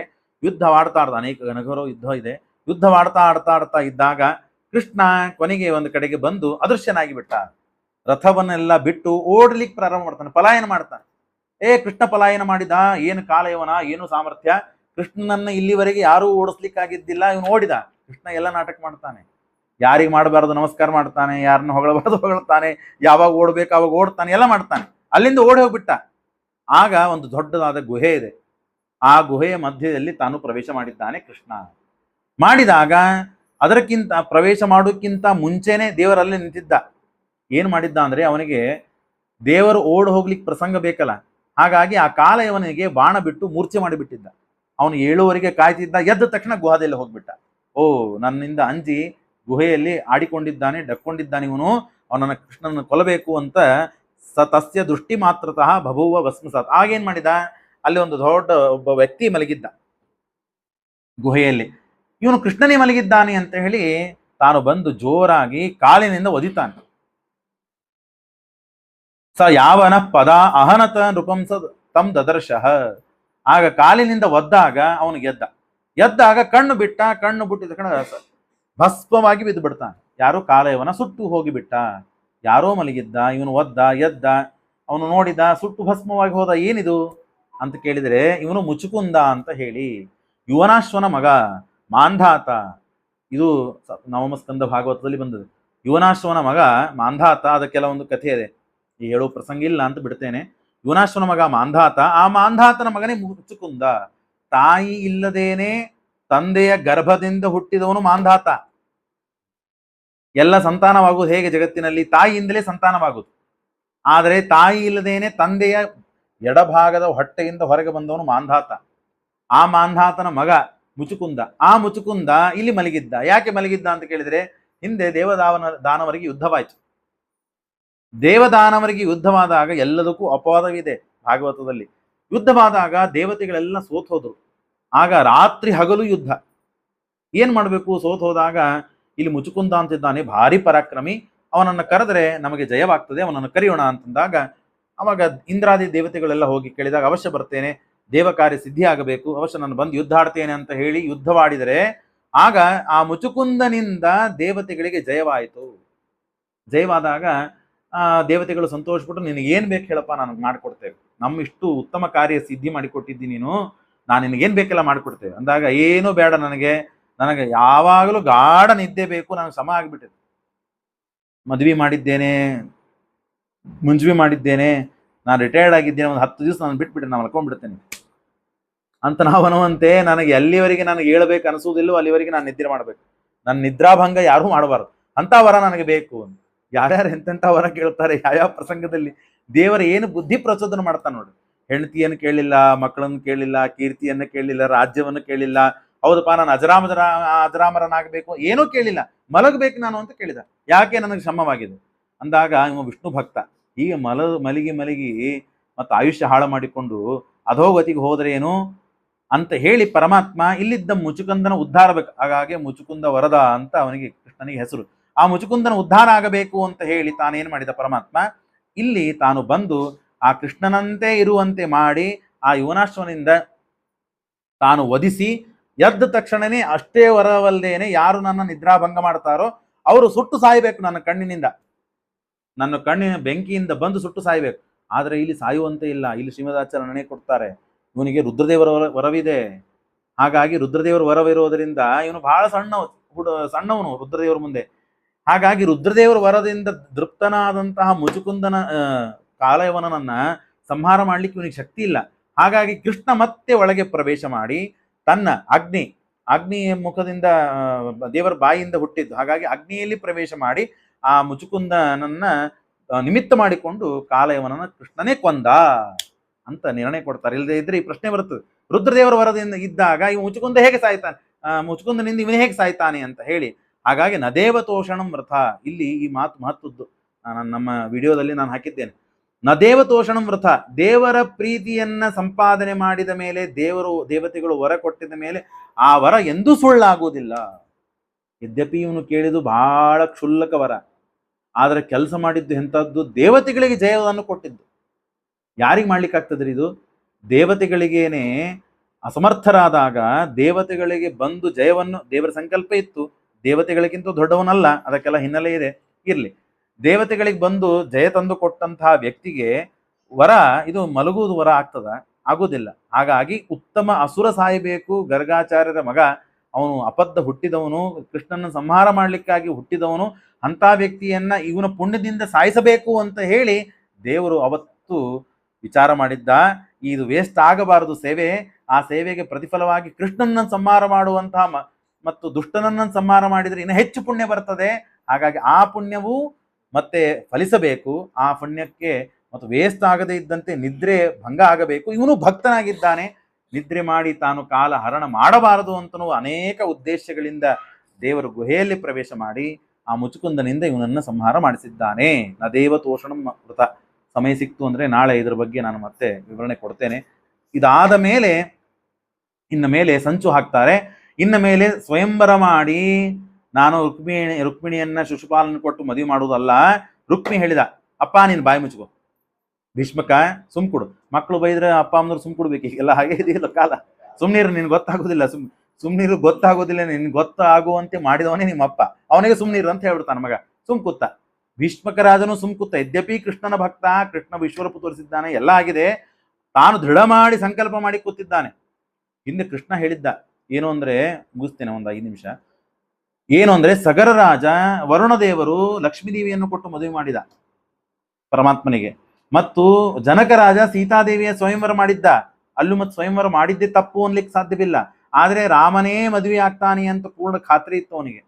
ಇಲ್ಲಿ ಸ್ವಯಂವರ ಮಾಡಿದ್ದು ಯಾರಾದ್ರೂ ಬಂದು ಮದುವೆ ಆಗ್ಲಿ ಅಂತ ಹೇಳಿ, ಕೃಷ್ಣನೇ ಬಂದು ಮದುವೆ ಮಾಡ್ಕೋಬೇಕು ಅಂತ ಇವನಿಗೆ ದೃಢ ಸಂಕಲ್ಪ ಇದ್ದಿದ್ದಿಲ್ಲ. ಹಾಗಾಗಿ ಆ ಸಂಕಲ್ಪ ಇತ್ತು ಅಂದ್ರೆ ನೀನು ಸ್ವಯಂವರ ಮಾಡಿದ್ದು, ಘೋಷಣೆ ಮಾಡಿದ್ದು ಸಮಂಜಸ ಅಂತ ಆಗ್ತಿತ್ತು. ಆ ಉದ್ದೇಶದಿಂದ ಮಾಡಿಲ್ಲ, ತಪ್ಪು ಅಂತ ಹೇಳಿ ತಿಳಿಸಿಕೊಟ್ಟು ದೇವರಲ್ಲಿ ಭಕ್ತಿ ಮರುವಂತೆ ದೇವರ ಜ್ಞಾನವನ್ನು ಮಾಡಿಸಿಕೊಟ್ಟು ಆದ ಮೇಲೂ ಮಗನ ಮಾತಿನಿಂದ ಅಂಜಿ ಶಿಶುಪಾಲನಿಗೆ ಕೊಡಬೇಕು ಅಂತ ವಿಚಾರ ಮಾಡಿದ. ಈ ಸಮಯದಲ್ಲಿ ಮುಂದಿನ ಭಾಗವನ್ನ ನಾಳೆ ಕೇಳೋಣ. ಶ್ರೀಕೃಷ್ಣಾರ್ಪಣಮಸ್ತು.